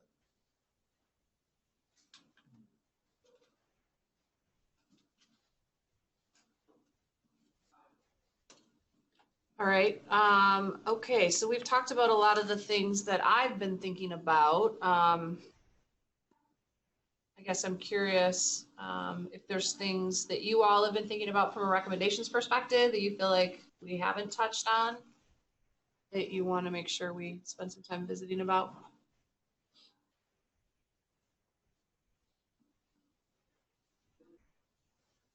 Really? Really? Well, all of the conversation we've just been through really goes to address the short. That's true. You know, we we still haven't really touched on with whatever definition you put to medium term or permanent. You know, we have a permanent disruption of today, line 5. Need to address that too. You know, Way to force the question, Jim. What do you think? What's the answer? You brought it up. Well, again, you know, what other options are there? Then I think it becomes a logistics piece. Again, there's gonna have to be a hedge with affordability, I think, there for a short period of time, you know, in reaction to a longer term. Well, let me put it as a question. I think that's a challenge. I'd ask if anybody has a vision as to how to make that a cost neutral proposal and not impact affordability. Well, and I'll be honest, as we were talking about where does the supply come from, like that's what's in my head, right? Is where's the supply coming from and how do you actually, so especially when you're talking, you know, supply coming down line 1 to line 5, you know, it's not just line 5 in the Straits, it's like all the way up that chain, right? And then how do you, I mean, how does that change if you're getting your supply from the same location? Right, and again, in my head, I don't have a solution beyond a fallback logistics plan. Right. Are there tankers in reserve? Are there motivators in reserve in rail or truck transport? Yep. Or is the plan to evacuate 20,000 propane customers in some way? I'm thinking probably not. The thing is, it would, you know, if you talk about a permanent shutdown, far greater than 20,000. Sure. You know, that's not a conversation. All right, and other uses beyond residential heating. Sure, absolutely. So did I hear that the Rapid River facility was built in the 90s? 96. 96, okay, within my lifetime. Barely. It didn't exist, Rapid River didn't exist. What did we do before? Trucked from Wisconsin, there was I think there was a few other retailers in the UP that had rail service. Just logistically, it was different, more trucks, more rail, trucked it further away. But I'm guessing the economies of propanizer, is that what they call it? Eliminated the rail and truck option? Well, sure, it cut down on it. I mean, it was far more cost effective and efficient to Rapid River and get it than truck it out of Wisconsin or keep continually updating the rail siding, because that's quite expensive. You know, so when Rapid River came along, it just made sense for everybody. This had the competitive advantage. Absolutely. Like everybody else's other methods. Way more convenient. Where does the pipeline that delivers propane to Wisconsin terminate? Where they used to load the tankers and bring them to the UP prior to planes being constructed. Where does that pipeline terminate in Wisconsin? I know we saw it on the map, but I don't have the map. Superior? It's Superior. Is it No, I mean, Superior? there's a pipeline that comes up from, Goes to like Minneapolis or something. It came into no, there's one that comes up from Texas and everything into Wisconsin, I believe. There's a pipeline that, Don, you know, one goes through Chicago. Yeah, there's Chicago would be large. But there's a handful of rail terminals in Wisconsin. I don't know if any of those. Okay, Might be that one. I thought I remembered it coming up closer to the middle of, center of Wisconsin, but. I feel like there was something. Yeah, there was. What I'm hearing from Travis and Ethan is that it's the Mid-American Pipeline that terminates at Janesville in southern Wisconsin. I think it's Travis and 517. Ethan there? They are, yeah. They're Oh, hiding. come on, guys. Yeah, is it? They're lurking. Slide 17 from their presentation. Got it. So where does that one start at? Conway, Kansas. Oh, that's Conway. Okay. Is that a different field? Is that a different engineer? It's Oklahoma. That comes from the south, right? That's Oklahoma. Sorry, that's a very broad statement. But the point, I think, Yeah, is that fine. Oklahoma and Texas. it's a different source. Right, it's Yeah, not plus coming Oklahoma, I from, think they talked Yeah, about Alberta, everything's right? driven down there 'cause they So what want about to go to the Gulf. developing an alternate supply or a parallel supply at the same time? I don't know if it could be cost effective to compete with a pipeline, but maybe Not that's what, really. unless it was, subsidized or Unless something, it but was another pipeline. whether with no, you come up there from by truck, right, like you used to do. Yeah. That's an alternate supply, but you'd have to price match the pipeline somehow. And then the other thing you gotta think about too is basically all these supply points are maxed out. Okay? So then you start taking them away, I mean, they're gonna take years to, accommodate everybody and their gallons and their contracts and everybody else's contracts. So it's highly balanced system. Absolutely. well, then what's interesting to me from the EIA presentation last week too was the influence of export markets. Like that was pretty fascinating. And I don't, That plays a huge role in, I mean, not just propane, any petroleum product really. and it seems like it's gonna play an expanding role that we can't really wrap our heads around. We're hard to serve, right? We're not easy to serve. And so if it's easier to ship it to the coast and send it out on a tanker, like that's the direction the market's gonna go. The market's not gonna, there's no reason the market wants to serve us. Yeah. So we have to figure out the policy levers to encourage the market to serve us. Well, that was where I was trying to get to was, we're tied to Western Alberta right now, and that's highly dependent on market forces, and, we don't have an easy alternative to bring a wholesale competitor into our market here, because we're very small compared to all the farmers in Iowa, Nebraska, Minnesota, the Dakotas that are buying propane to dry grain or run their tractors or heat their farmhouses. And the thing is, there is no other competitors. NGL and Plains, they're the largest. Can't just go and say, I'm owning 50% of you now, there's only two. So to me, that brings us back to reducing demand. And the long-term investment in reducing demand and moving away from a fuel that is hard to get. Sorry. Well, it Propane isn't hard to get yet. And they've tried to use alternative energy sources for years, and nothing is really as cost effective as propane. So I thought in the Western UP, I think of the Western UP is served by truck now. From Superior? Yes. So how much more would it cost to truck it to Marquette or to the eastern end of the UP? I mean, if it's only 5 cents more a gallon, I mean, the spikes that occur on a seasonal basis suck that up, I think. But So I the think thing what- you need to consider is if they close line 5 down, then I highly doubt Superior will stay in operation. You know, Oh, there's I just a see. change. That's what Enbridge told us Just a in ripple Hancock. effect. Enbridge said that. Yeah, and likewise, in the opposite direction, we're dependent on line 1 as well. And so while we have conversations about the straits, and obviously, there's a discussion point there, the other thing that we all need to keep in mind is what if something happens, a leak like, Kalamazoo or who knows what, along line 1, because that takes down the rest of the line, takes us all the way down to Sarnia as well. So, I mean, there's a lot of different wrinkles here, which is why, I think the task in front of us is really thinking about what happens if there is a short-term or long-term disruption.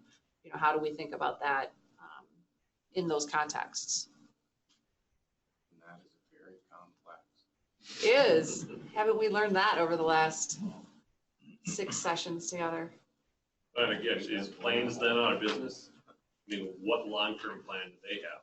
They brought that up earlier. They have to have some kind of recovery plan. I'm sure they do. Catastrophic failure. No. They give zero info though. Yeah, and they're not, again, back to the point we've heard multiple times, it's an unregulated industry, right? So, But there's also another box, right? So we're talking about permanent disruption. And Director, you just highlighted it. So what if, right? So the what if scenario that leads to permanent disruption. So whenever we're talking about alternative plans and potential increases, right? So another factor, and I think all of that discussion has to be weighted against a possibility, a risk of permanent sudden disruption. So it's not just 5 cents, well, it's going to get 5 cents. Well, yes, it's going to get more expensive by 5 cents, but it also eliminates the risk of permanent disruption of service. So we sort of try to compartmentalize, and by we, not us, but in general, people they tend to compartmentalize sort of discussions. Okay, well, if we're talking about potential alternatives, we sort of go on to the alternatives and stop taking into account that there is a risk of permanent sudden disruption. Kaboom. And it's not just the straits, right? So Line 5 is 640 something miles long. In Michigan, and then No, I think it's all. that's all of it from when it crosses the border? 535, I think, in Michigan. So, I mean, that's sort of, risk is risk. yeah, and to the point that Jim makes, we're talking about companies that have contingency plans, but, they don't need to share them with us. Would put us in a tough position because we're talking about, a population that's dependent upon what happens. So maybe that's where Chris was going. No, I was just thinking, well, in the interest of public safety, why can't we just ask them?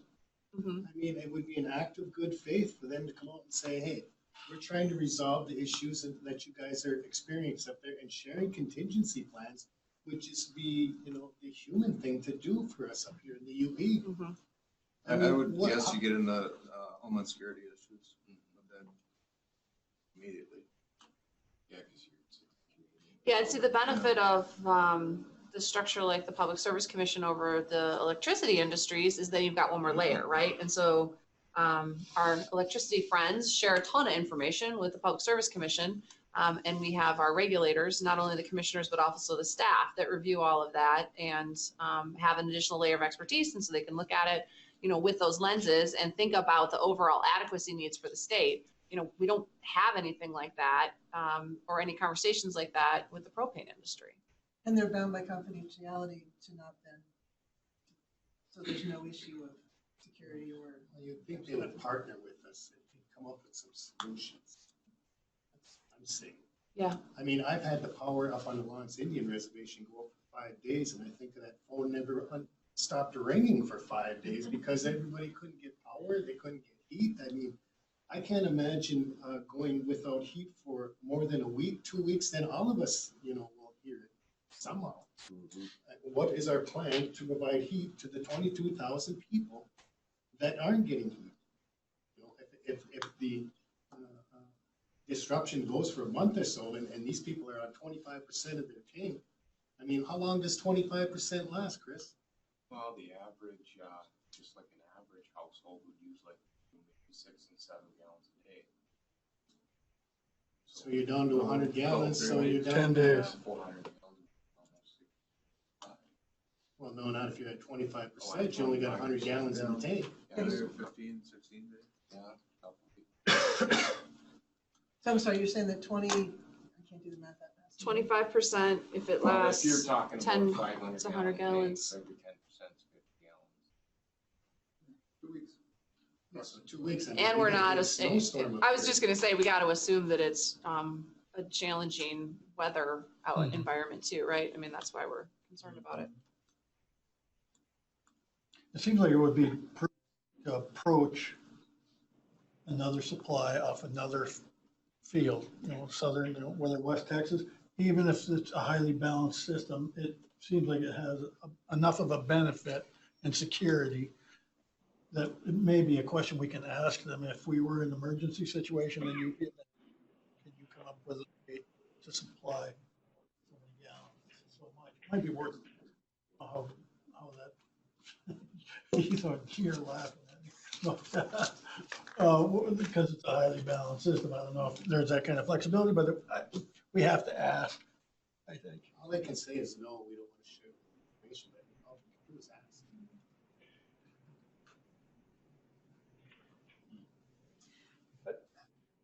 You know, you think about, in California, they're turning off power Yeah. for days at a time to prevent the catastrophic risk that's already occurred. A town the size of Marquette burned to the ground in 48 hours.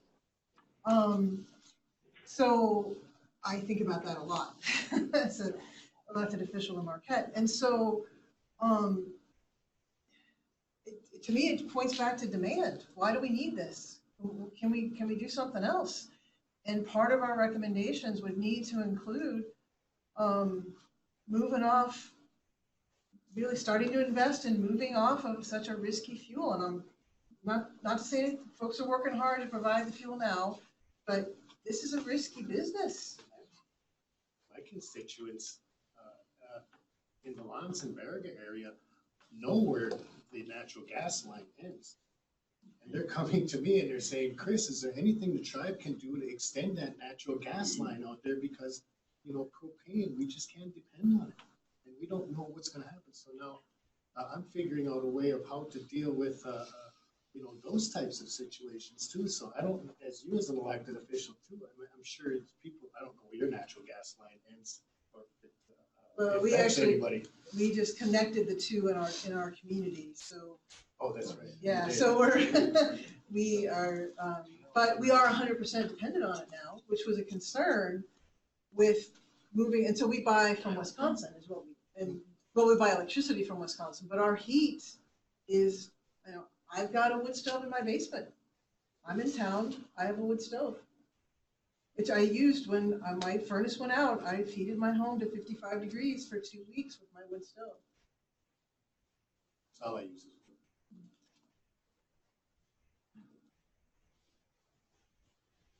But I think, just thinking outside of the box, I mean, there are these big people who are providing the energy or the propane to the UP. With 22,000 customers, you'd think they would have some kind of contingency plan also that they're willing to share to make sure that, you know, people are at least have gas to heat their homes come January and February. It's just the human element of it, and, you know, and if they don't want to share that, I just don't understand why. Maybe, and I don't understand the homeland security issues. All I understand is when people are calling me up on the phone, they're saying, Chris, I'm out of heat, I need some propane, where do I get it? I don't know. Mm-hmm. You know, so then it becomes a crisis, and then we're moving into warming shelters and stuff like that. You know, then you're engaging the federal government with Red Cross stuff, and it just, I mean. Yeah, Gwen just, how many days in Gwen was that when we shelter opened? Days and days. And that was 13-14? No, that was last week. That was last Oh, week. that was Thanksgiving We weekend. talked about last week, yeah. Yeah. It was Tuesday. One of the questions that, The last week. sorry, Oh, go ahead. one of the questions I've been wrestling with is, and I sort of talked about this last time a little bit, but I think that we have some sense of how we would deal with short-term things, that, you know, we're just going to have more trucks. It's going to be what it is. We should make sure that we've got robust enough price gouging statutes so that people don't get taken advantage of, or at least there's some recourse if they do. And then sort of count on the, and maybe tweaks to assistance programs. And it seems like a long-term issue, we probably go back to what we look like on the propane side. Tony, I'm anticipating what you're going to say, but that it's more sort of storage, it's more rail, it's more trucks, and that we look a lot more like Wisconsin. That doesn't address the jobs issues, it doesn't address the tax issues, but just in terms of how we get our propane. The place where I've struggled most is trying to understand what we look like in this sort of medium-term disruption. That's something that lasts a couple years, but is not a permanent sort of change in what so it's not long enough that folks are going to make big investments to sort of create a new status quo, but it's way too long to sort of limp through. And I'm wondering if there are folks, I mean, it probably is that those who have rail spurs use more of them, that it's more just in time and that we're trucking from further away. But 3 years of that sounds tough. And I guess I'm wondering if any of you have thoughts on how the market would likely react, and are there things that we should be recommending to encourage the actions that we'd like to see?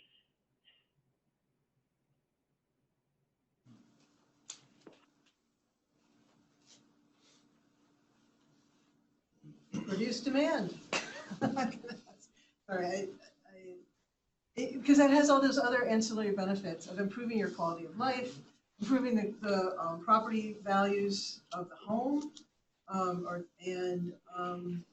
and creating a safer, healthier living environment when you invest in energy efficiency.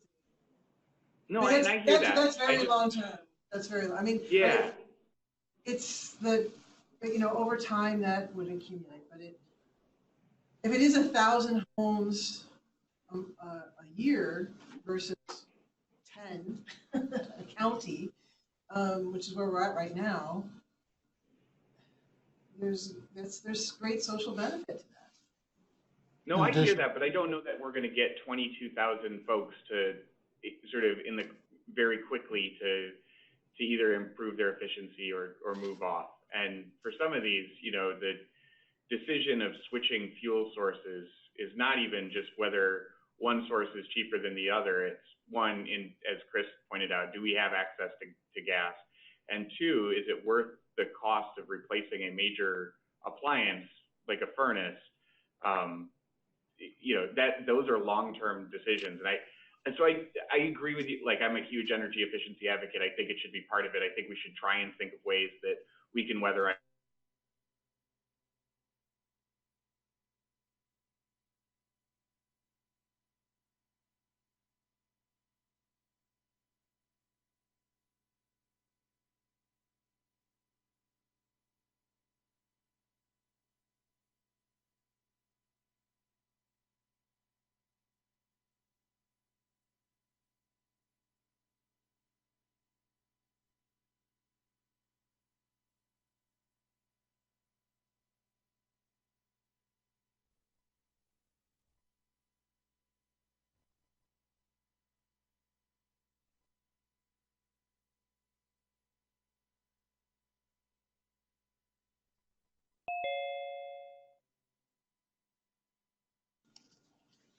those two pieces, we might think about one or the other being the better investment to make that strategy accessible with a shorter term disruption or a more medium duration disruption. And I'm not sure which it is. Somebody more familiar with engineering and construction timelines and so on, but hypothetically, maybe it's harder to do the rail, so we could get some rail infrastructure in place on a subsidized contingency basis, and then have the potential of adding storage in the event, or maybe it's the other way around. I'm trying to think about how to parse the problem so it doesn't become too hard in the moment. So I want to ask one question, and then I would love to hear what others say too. But it seems like some of this has a benefit even if there's no disruption. That those two things also allow for increased wholesale competition, greater diversity of sources that may have benefits even if the status quo continues to operate, but in terms of adding competitive pressures. So we may want to encourage it, not in case we have a disruption, it serves that need, but also because there's benefits to it, even if we don't. Yay? I agree. Okay. Yeah. Others on this sort of particularly thorny midterm problem? I'm asking because I really don't know. I got something else, share. Can folks hear Tom? Yeah, is that Tom? Yeah, this is Tom Harrell from Elder He emerges from the side of the screen for us. Hi, Tom. This is looking at it from more of a consumer viewpoint, but and again, within the sort of context of a mid-range disruption, I think there's a certain, first of all, I'm just talking about these 22,000 or so propane users. And one of the things I'd like to point out that I think gets overlooked easily in this discussion is I think there's a pretty healthy number of those households that have propane that are, they're not really year-round households, they're seasonal places. And I'm particularly sensitive to this issue because of the number of seasonals that we serve at Alger Delta Co-op. And a lot of them have propane. So that factors into what I'm going to share here. But I think there's a certain segment of the propane consumers that in this mid-range disruption scenario, they would improve on efficiency and they'd probably reduce their consumption. But I think the key factor is, especially if they were paying attention, they would probably add additional storage and then try to buy propane in the summer in times when it's, lower cost. So I think there would be some that would do that. I think the average users would just improve efficiency, probably reduce their usage where and when they could. But I think one of the potential unintended consequences is that, if a disruption went on and their costs went up, they might sell their place and move out of the UP. Because they get tired of the winters and the long cold periods and the cost of heating and that sort of business. And then I think there's another group that they're not going to be engaged. They're not going to be paying attention to how long this disruption might last and how they might deal with it. They'll pretty much stay the course, use propane as they traditionally do. They might qualify for assistance and it'll be more assistance. Depending on a variety of factors, and they'll engage in fuel switching. And particularly what they'll do is they'll start using portable electric heaters. And we already see a lot of that, I think, in the electric business, is that when propane or natural gas, if there's issues there, well, as long as they're cheap, we don't see this happening much. But when the prices go up, or under other circumstances, people will start using electric heaters, and they sort of game the system to their advantage when they do it. But you could see something like that going on more widespread in a medium range disruption. That, I don't know if this is helpful or not, but it also makes me think, with rates being so high up here, for electricity, folks certainly reduced consumption. That's the first thing. The anecdote being that folks don't turn on their Christmas lights 1 hour a day instead of having them on for a couple hours a night, because they bring in their bill down to a manageable level. They change their lifestyle. But then they turned around and invested in solar as soon as they could. And we're at the caps on net metering faster than any other part of Michigan.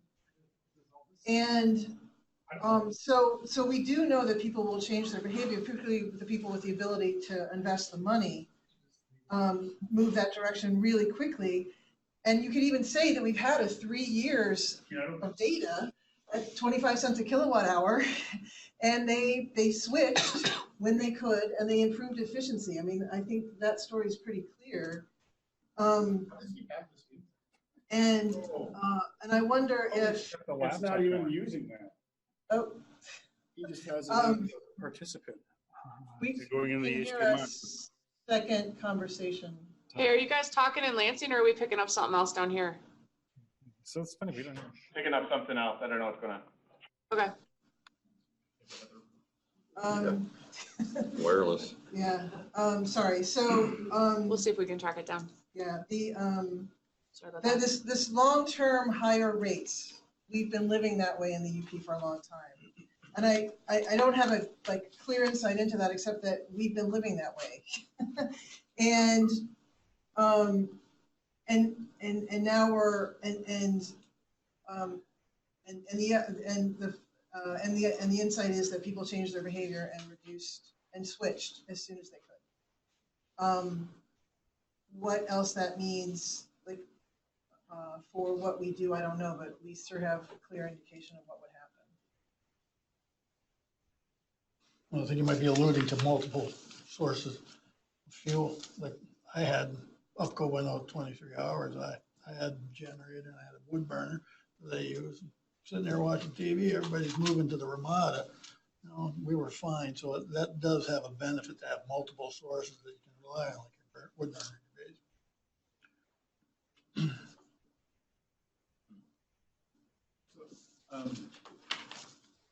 I took some time to think about Commissioner's question. So thank you for preparing this. Actually, this has been incredibly helpful for the discussion and to generate ideas for the matrix. So I'm thinking about these two columns. We have sudden and planned interruptions, right? So sudden interruptions, that's a risk, right? So, and let's sort of assume risk is, it's a probability times severity, right? So what's severity? Severity can be the number of households impacted, right? So we have around 20,000 households that depend on propane. Severity can mean the length of the duration of interruption, those kind of, right? So as I'm looking at all these examples that are listed in the sudden column, I'm thinking, well, there's got to be, and we have been thinking about measures to reduce, if not probability, but definitely the severity of those impacts. So we've already been thinking about how we can start reducing the risk, right? So even if we reduce the number of people that are susceptible to those kind of interruptions, we've done something, we've recommended something, right? So not as many people are susceptible to, if there is an interruption of supply, they're not going to go without heat, something like that. Or they'd be able to maintain the heat with alternative sources. Somebody has a small wooden stove, right? So you don't have to even have propane running all the time. So, so when we think about solutions, right? So maybe it would make sense to sort of think about it in that way, because yes, we will not be able to recommend something that completely resolves the problem, but it does proposes some solutions that impact, hopefully both the probability and severity of sudden interruption. So, and then thinking about sudden interruption, right? It's, as we discussed, it's not just related to pipeline. There can be other factors that, unrelated to line 5. Well, actually with sudden probably there are not that many of those factors, but still. So, and again, when we're talking about price analysis, what would it take to truck? What would it take to rail? What would it take to increase the storage, right? So the expenses of risk mitigation related to sudden interruption, they are unrelated to sort of the responses if it's planned, right? So those costs, the capacity costs to mitigate the risks, they will be incurred regardless if a pipeline shuts down or doesn't shut down, right? So the question there is that if it's, so then, sort of, just imagine sort of this sort of two columns, right? So planned, say a scenario under which pipeline is, there is a major accident and whatnot, right? So what are the differences between the costs if it's a planned and it's budgeted, and if and the cost of the risk mitigation measures that have been implemented regardless of a planned disruption. So that gulf might show us that, you know, capacity payments might be not far off from essentially preparing for anticipating sort of a planned shutdown. I don't know if that makes sense. Did it make sense? I try to. I think what you're saying is, I think the investments that we would make to make the system better anyway are going to move us towards having a better result with fewer people being harmed if there is a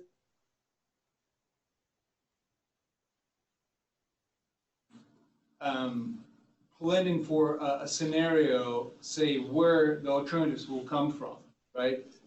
We would need to do this planning anyway if we want to mitigate the risk of sudden disruption. I mean, if you want to mitigate the risk, if you want to do anything, regardless of whether you want to see the pipeline in place or don't want to see the pipeline. Yeah, I keep coming back to the Public Service Commission statewide energy assessment and the thinking that they did around propane as an outcome of some of the conversations earlier in the year. And one of their recommendations was to develop a formal contingency plan for supply and delivery of propane in the event of a supply disruption.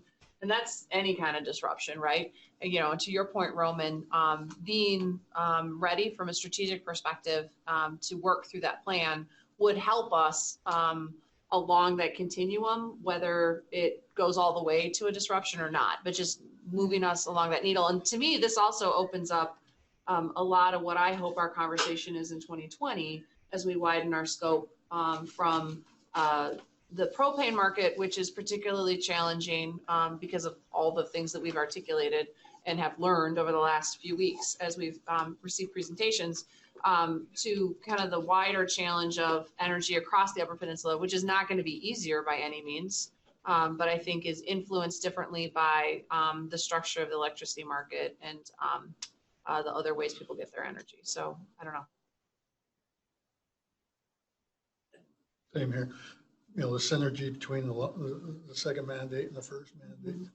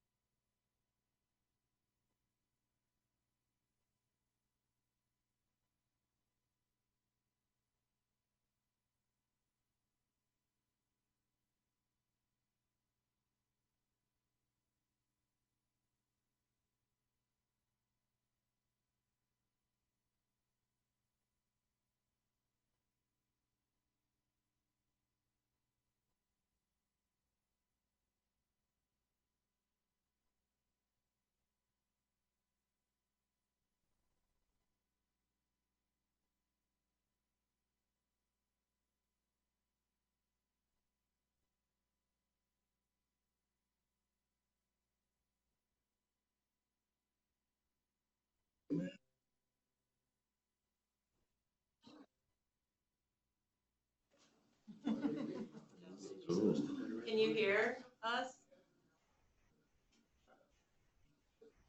Hey, Lansing, can you hear Marquette? Oh. They can see our logo, but they can't hear us. They don't think it's on their end. Oh, There's that guy. there we go. Okay, they'll work it out. Hey! Hey! You're back. Wait, there was a disruption. We solved everything. We're all done. We'll fill you in later. They're not laughing. Can you guys hear us? Maybe my jokes are poor. Yeah. My jokes are poor. Thanks, Douglas. Thanks, Douglas. We can't hear you. You'll just have to text me your comments. I'll read them out loud. I'll do interpretations. Okay. Let's get back on track. I feel like we have had a lot of conversations about how we would fill in a chart that looks like this. And I think we've raised a lot of points about kind of the challenges. I've heard loud and clear that we should reach out to the companies again and see to what extent they're willing to share disruption information, contingency plans, which probably only work in the short or in the medium term, excuse me. I feel like we have a pretty comprehensive list of things that we would put on the list for recommendations. I don't want to presuppose what you guys want for recommendations. I've heard a lot of stuff that we can compile that would be components of short-term recommendations. And then I think, when we talk about that permanent conversation, I think I'm hearing a lot of concern. And I think I'm hearing a lot from Jen about taking us through that continuum of what that the overall contingency plan would look like. And then, I've also heard a lot of people say, would we look largely different than we did before we had Rapid River? Although that was many years ago, just to date myself because I was around. And I think that, things change over time. So I don't know that it would look the same.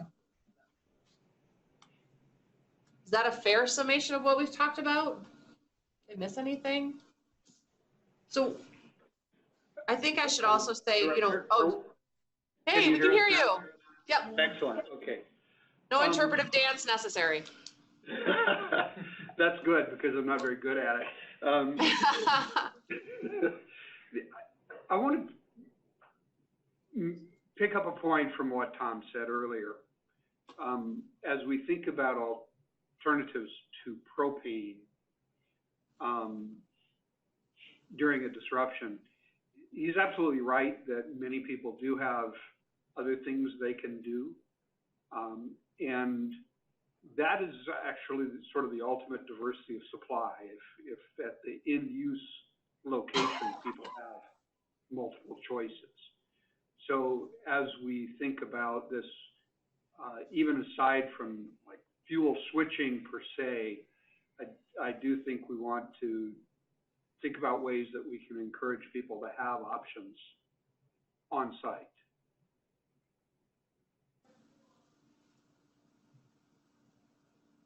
That makes sense. I think we've heard over and over in the course of today, as well as the other discussions, that diversity seems to be something that will help harden our infrastructure, I guess, is maybe the best way to say it, even to the point of, Dave describing, what he's got from a residential perspective, right? Diversity is good.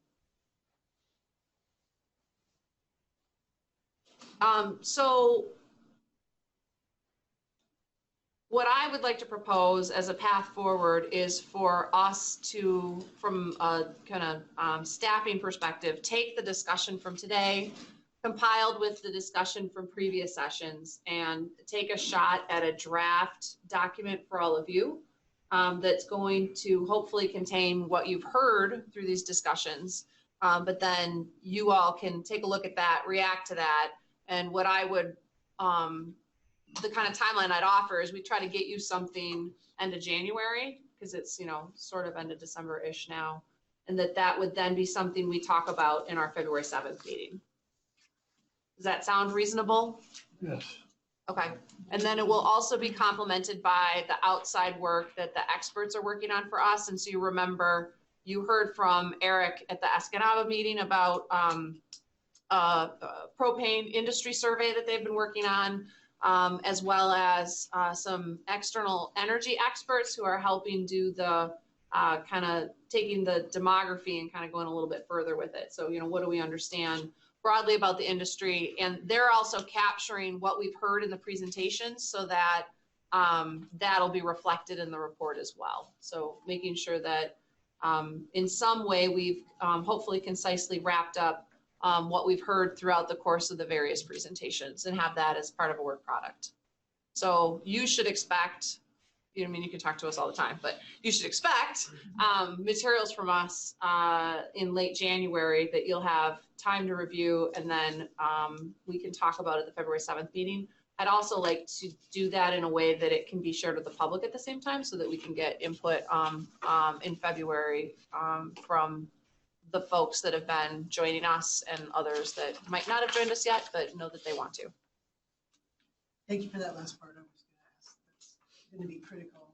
I am frequently asked Yep. about how the public can review. So. Yeah, and so there's, and again, everything we've done is on the website, including all the previous recordings of sessions. This will be up there pretty fast because Northern's been fantastic to work with. We can turn it around really quick.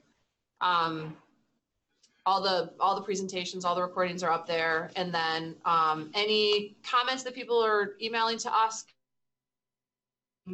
so that everyone has a chance.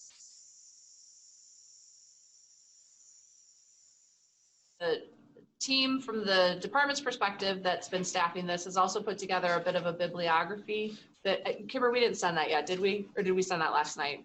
The list of materials, reading materials.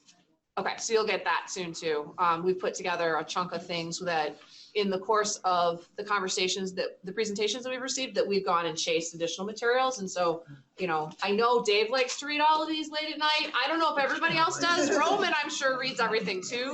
My job. I will not claim to have read everything, but we'll make sure to get you additional reading materials to the extent that there are things you want to chase or that you want to make sure that we explore.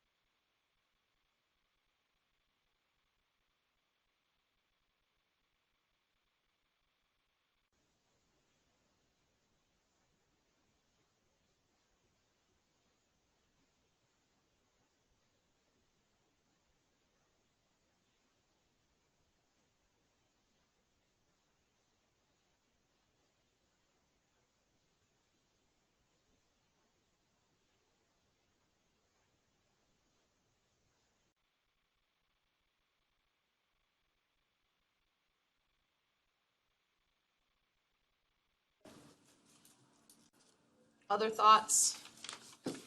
Yeah, I'd like to comment on Yep. what Chris was saying about getting people to fill their tanks higher. I mean, done a lot of marketing, and just if you put out UP-wide marketing campaign, or with, Michigan, state of Michigan could help out maybe with that. Tell people that, your supply is not that reliable. We recommend this to mitigate any issues, that might help you to uptake of that kind of thing. So you're saying use state of Michigan resources to help with the information campaign? Yeah. Yep, got it. Michigan's loaded, right? Oh, loaded, totally loaded. That budget deal, I heard it was all done now. Sorry, Chris. I said I wouldn't put in there that it's unreliable. Or what, I didn't write that down.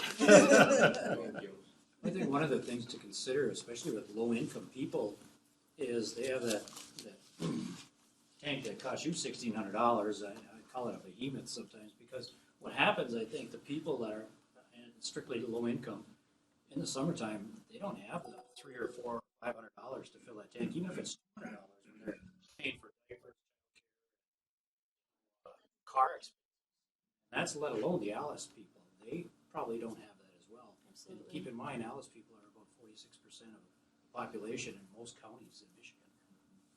No, I think that's a really good point, Tony, how it all fits in together with that kind of overall planning for the year, and particularly when costs from a heating perspective hit the pocketbook, right? So when you hit that kind of late fall, headed into the holidays, like that's a tough, anyway. And when the Tough prices season. are the lowest, I assume, is in the summertime, and these folks aren't thinking about heating in the summertime. And that's why I asked about the renters versus the landlord. Yep. or the, That transient owners. population can be tough. Yep, no, I think that's right. They can't pay for a tank of fuel if they might not be there in the fall, or they can't afford to be there in the fall.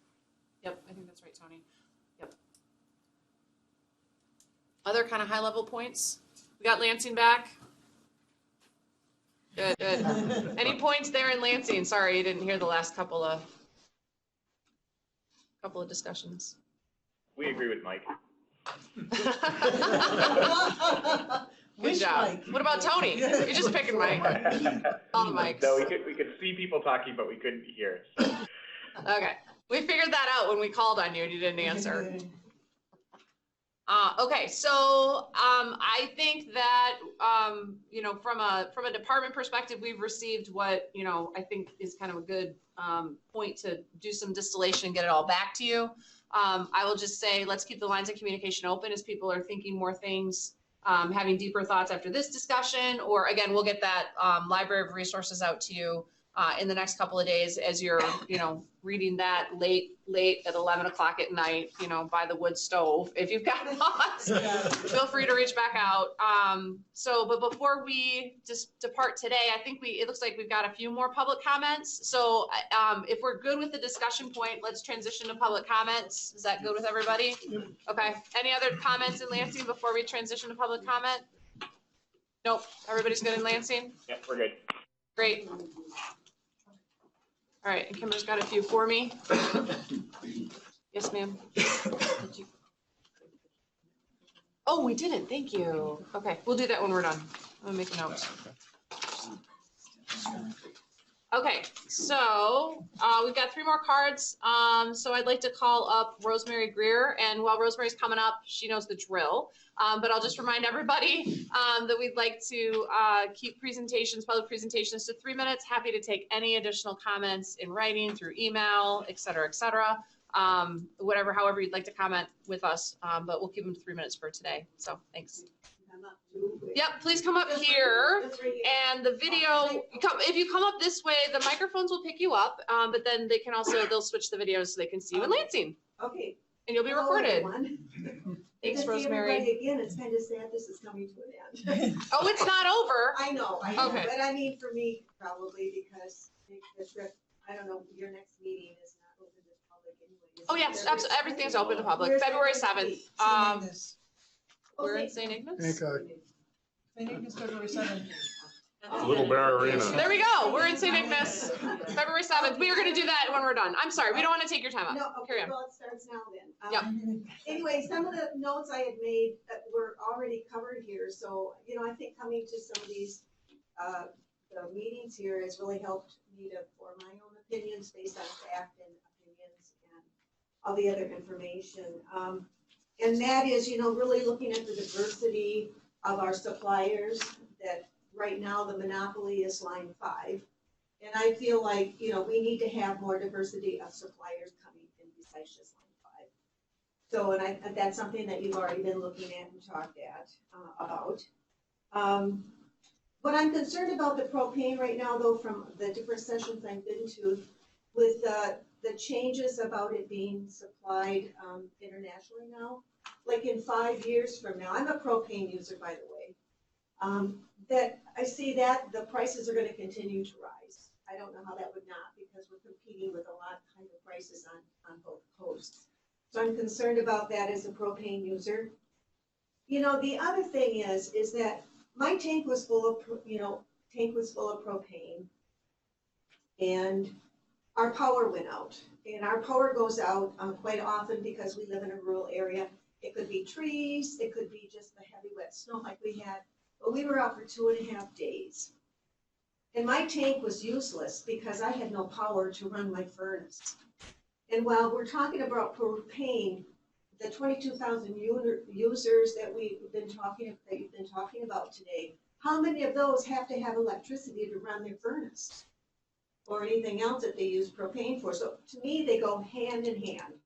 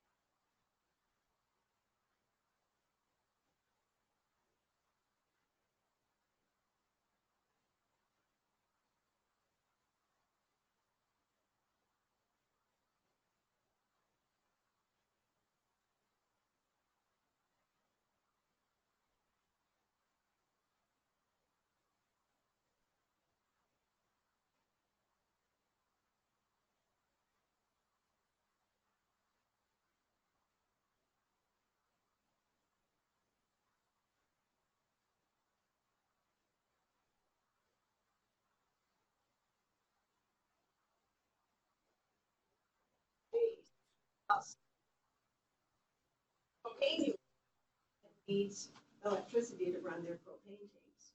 To pull it out. So Thanks, you. Rosemary. And by the way, I appreciate all the public input that that you have designed this around, and it's a privilege to be able to speak up here and share thoughts. Thanks, Rosemary. That. Thank you. All right, I'd like to invite up Catherine Andrews, please.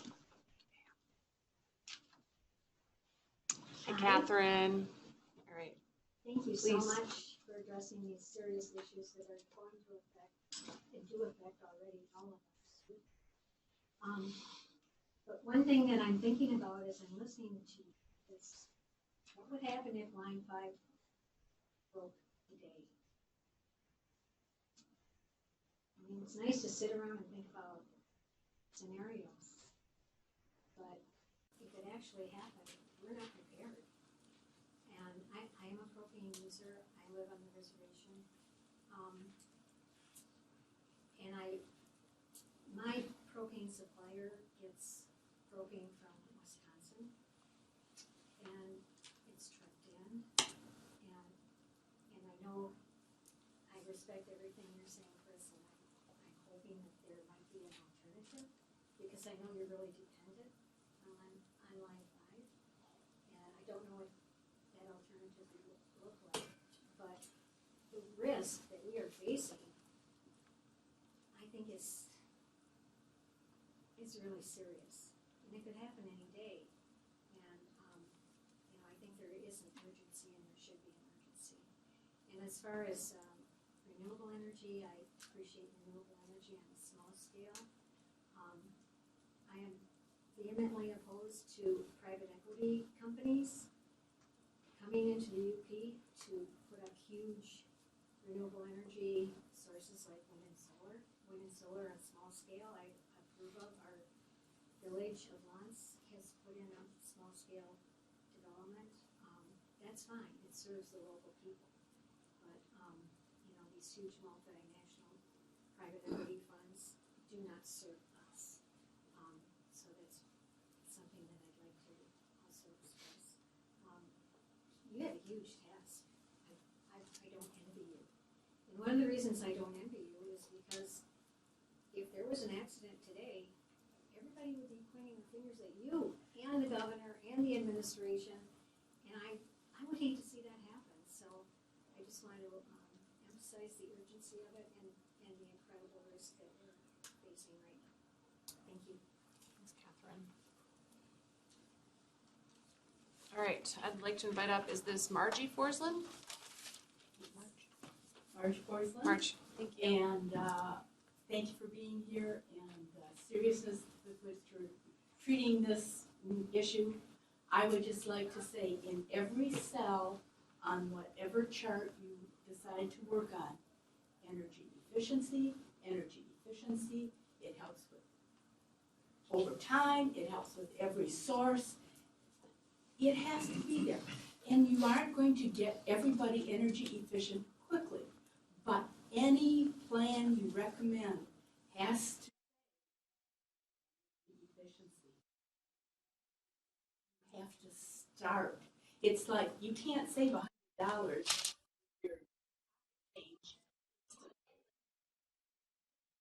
but you start putting in your pocket change. It's 10, it's 15, it's 25, whatever. And you build it up and it'll be there for everything that you've talked about today and over these weeks. And so please, please, please, energy efficiency in every cell. Thank you. Great, thanks, Marge. All right, and now I'd like to invite up, actually, let me just say, if anybody else would like to give public comment, please see Kimber with a card. Otherwise, our last one for today is Don Steckman. Don, hi. Don Steckman, I've been in the propane industry for 25 years. There's a lot of things I could talk about, but a lot of really good discussion here today, for sure. Two things I wanted to bring up. One regarding affordability. About 4 or 5 years ago, there was a test with the DHS where the DHS actually gave us like kind of an IOU for your clients that said, okay, that we're going to approve this person for $1,500 or something, and then we were able to, as propane companies, we were able to put those customers on a keep full service and lock them in at the right time of locking people in. Remember when we did that? Yeah. And I think we all agreed it worked really well. Yeah, it did. And if we could do something like that again, that could take care of that problem. People would fill their tanks in the summertime, and it takes care of that one small part of the issue. The other thing is rail. There's a lot of issues with rail, but the biggest problem with rail in the UP is the CN has gone through and they've downgraded a lot of the lines to where we can't haul hazmat on them. Everyone's talking about the 22,000 people or customers and everything, which is great. There's only about 14 propane companies in the UP. And no one has included those companies in these discussions at all. They'll try and try and solve the problem. I for one do this as long as I have. I don't like having all my eggs in one basket either. We do have one facility that has rail, but we used to have 4 facilities that had rail. That's what we did before Rapid River opened up. A couple of those we can't haul rail in anymore because of the degradation of the rail lines, and that's one of the ways to fix the problem, or at least help the problem, is upgrade the rail lines, which would help a lot of other problems too, as far as our economy goes in the UP. But it would definitely give all the propane companies another way to bring propane in, and not have to rely on Line 5 quite as much. and it's that backup solution also. So I would take it for what it is, but I mean, there's 22,000 people, there's 14 companies. It's easy to get 14 people together to come up with a solution. Great. Thanks. Thanks. John was the first one that came into my office after I took this job practically. Good. But I got it on a date here, but you're on one of my file folders, and brought me some good information right off the reel. Good. If you've got anything you want us to distribute too, I mean, please feel free. Make sure we get it shared out. Okay, with that, Kimber reminds me, I'm sorry, any other public comment? I just want to add. Yeah, please, Chris. Like, to Don about what CN has done over the years, and I believe it was 2005 when they decided that 90-pound rail was not qualified for hazmat. Now it has to be 110-pound rail. And what they also did too is the company itself, I have to hold the insurance policy, the umbrella for all that hazardous material and the train to cross rail. So they just they priced a lot of companies out of the rail business. Okay. Yeah. Who made that decision? CN or some national? No, that would be, CN. CN made that decision. That wasn't after a federal declaration or Just, direction? I think internally by CN. It was an internal thing, and it did put a lot out of the market for people to, and there's companies in the UP who want rail. Nasar Propane and Powers, they looked into putting rail into one of their locations in Gladstone 2 years ago, and to run a 500-foot line with a switch was going to be well over $1 billion. That's extremely expensive. Well, let's work through, Chris, and maybe Mike, if you've got stuff, if there's additional materials to distribute to the task force around rail. I know Chris and I've had a couple of sidebars about this, but if there's more, it'd be good to get it in front of people. Okay, thanks for raising that. Okay, so Kimber reminds me that we need to approve the calendar. I apologize. So you should have had a piece of paper in front of you, and Friday, February 7th is in St. Ignace, my bad. But the other dates on here, so the idea was that we would have a couple in the first quarter to have public conversations about the deliberations that we're doing right now, and then move us into the 2020 task in front of us, which is to broaden out. So then they're largely quarterly. So a May meeting, a July meeting, an October meeting, and then we might need to throw more on. But knowing that you all gave a ton of your time in the short term to deal with the immediate challenge, and we were trying to just kind of space it out a little bit more for 2020.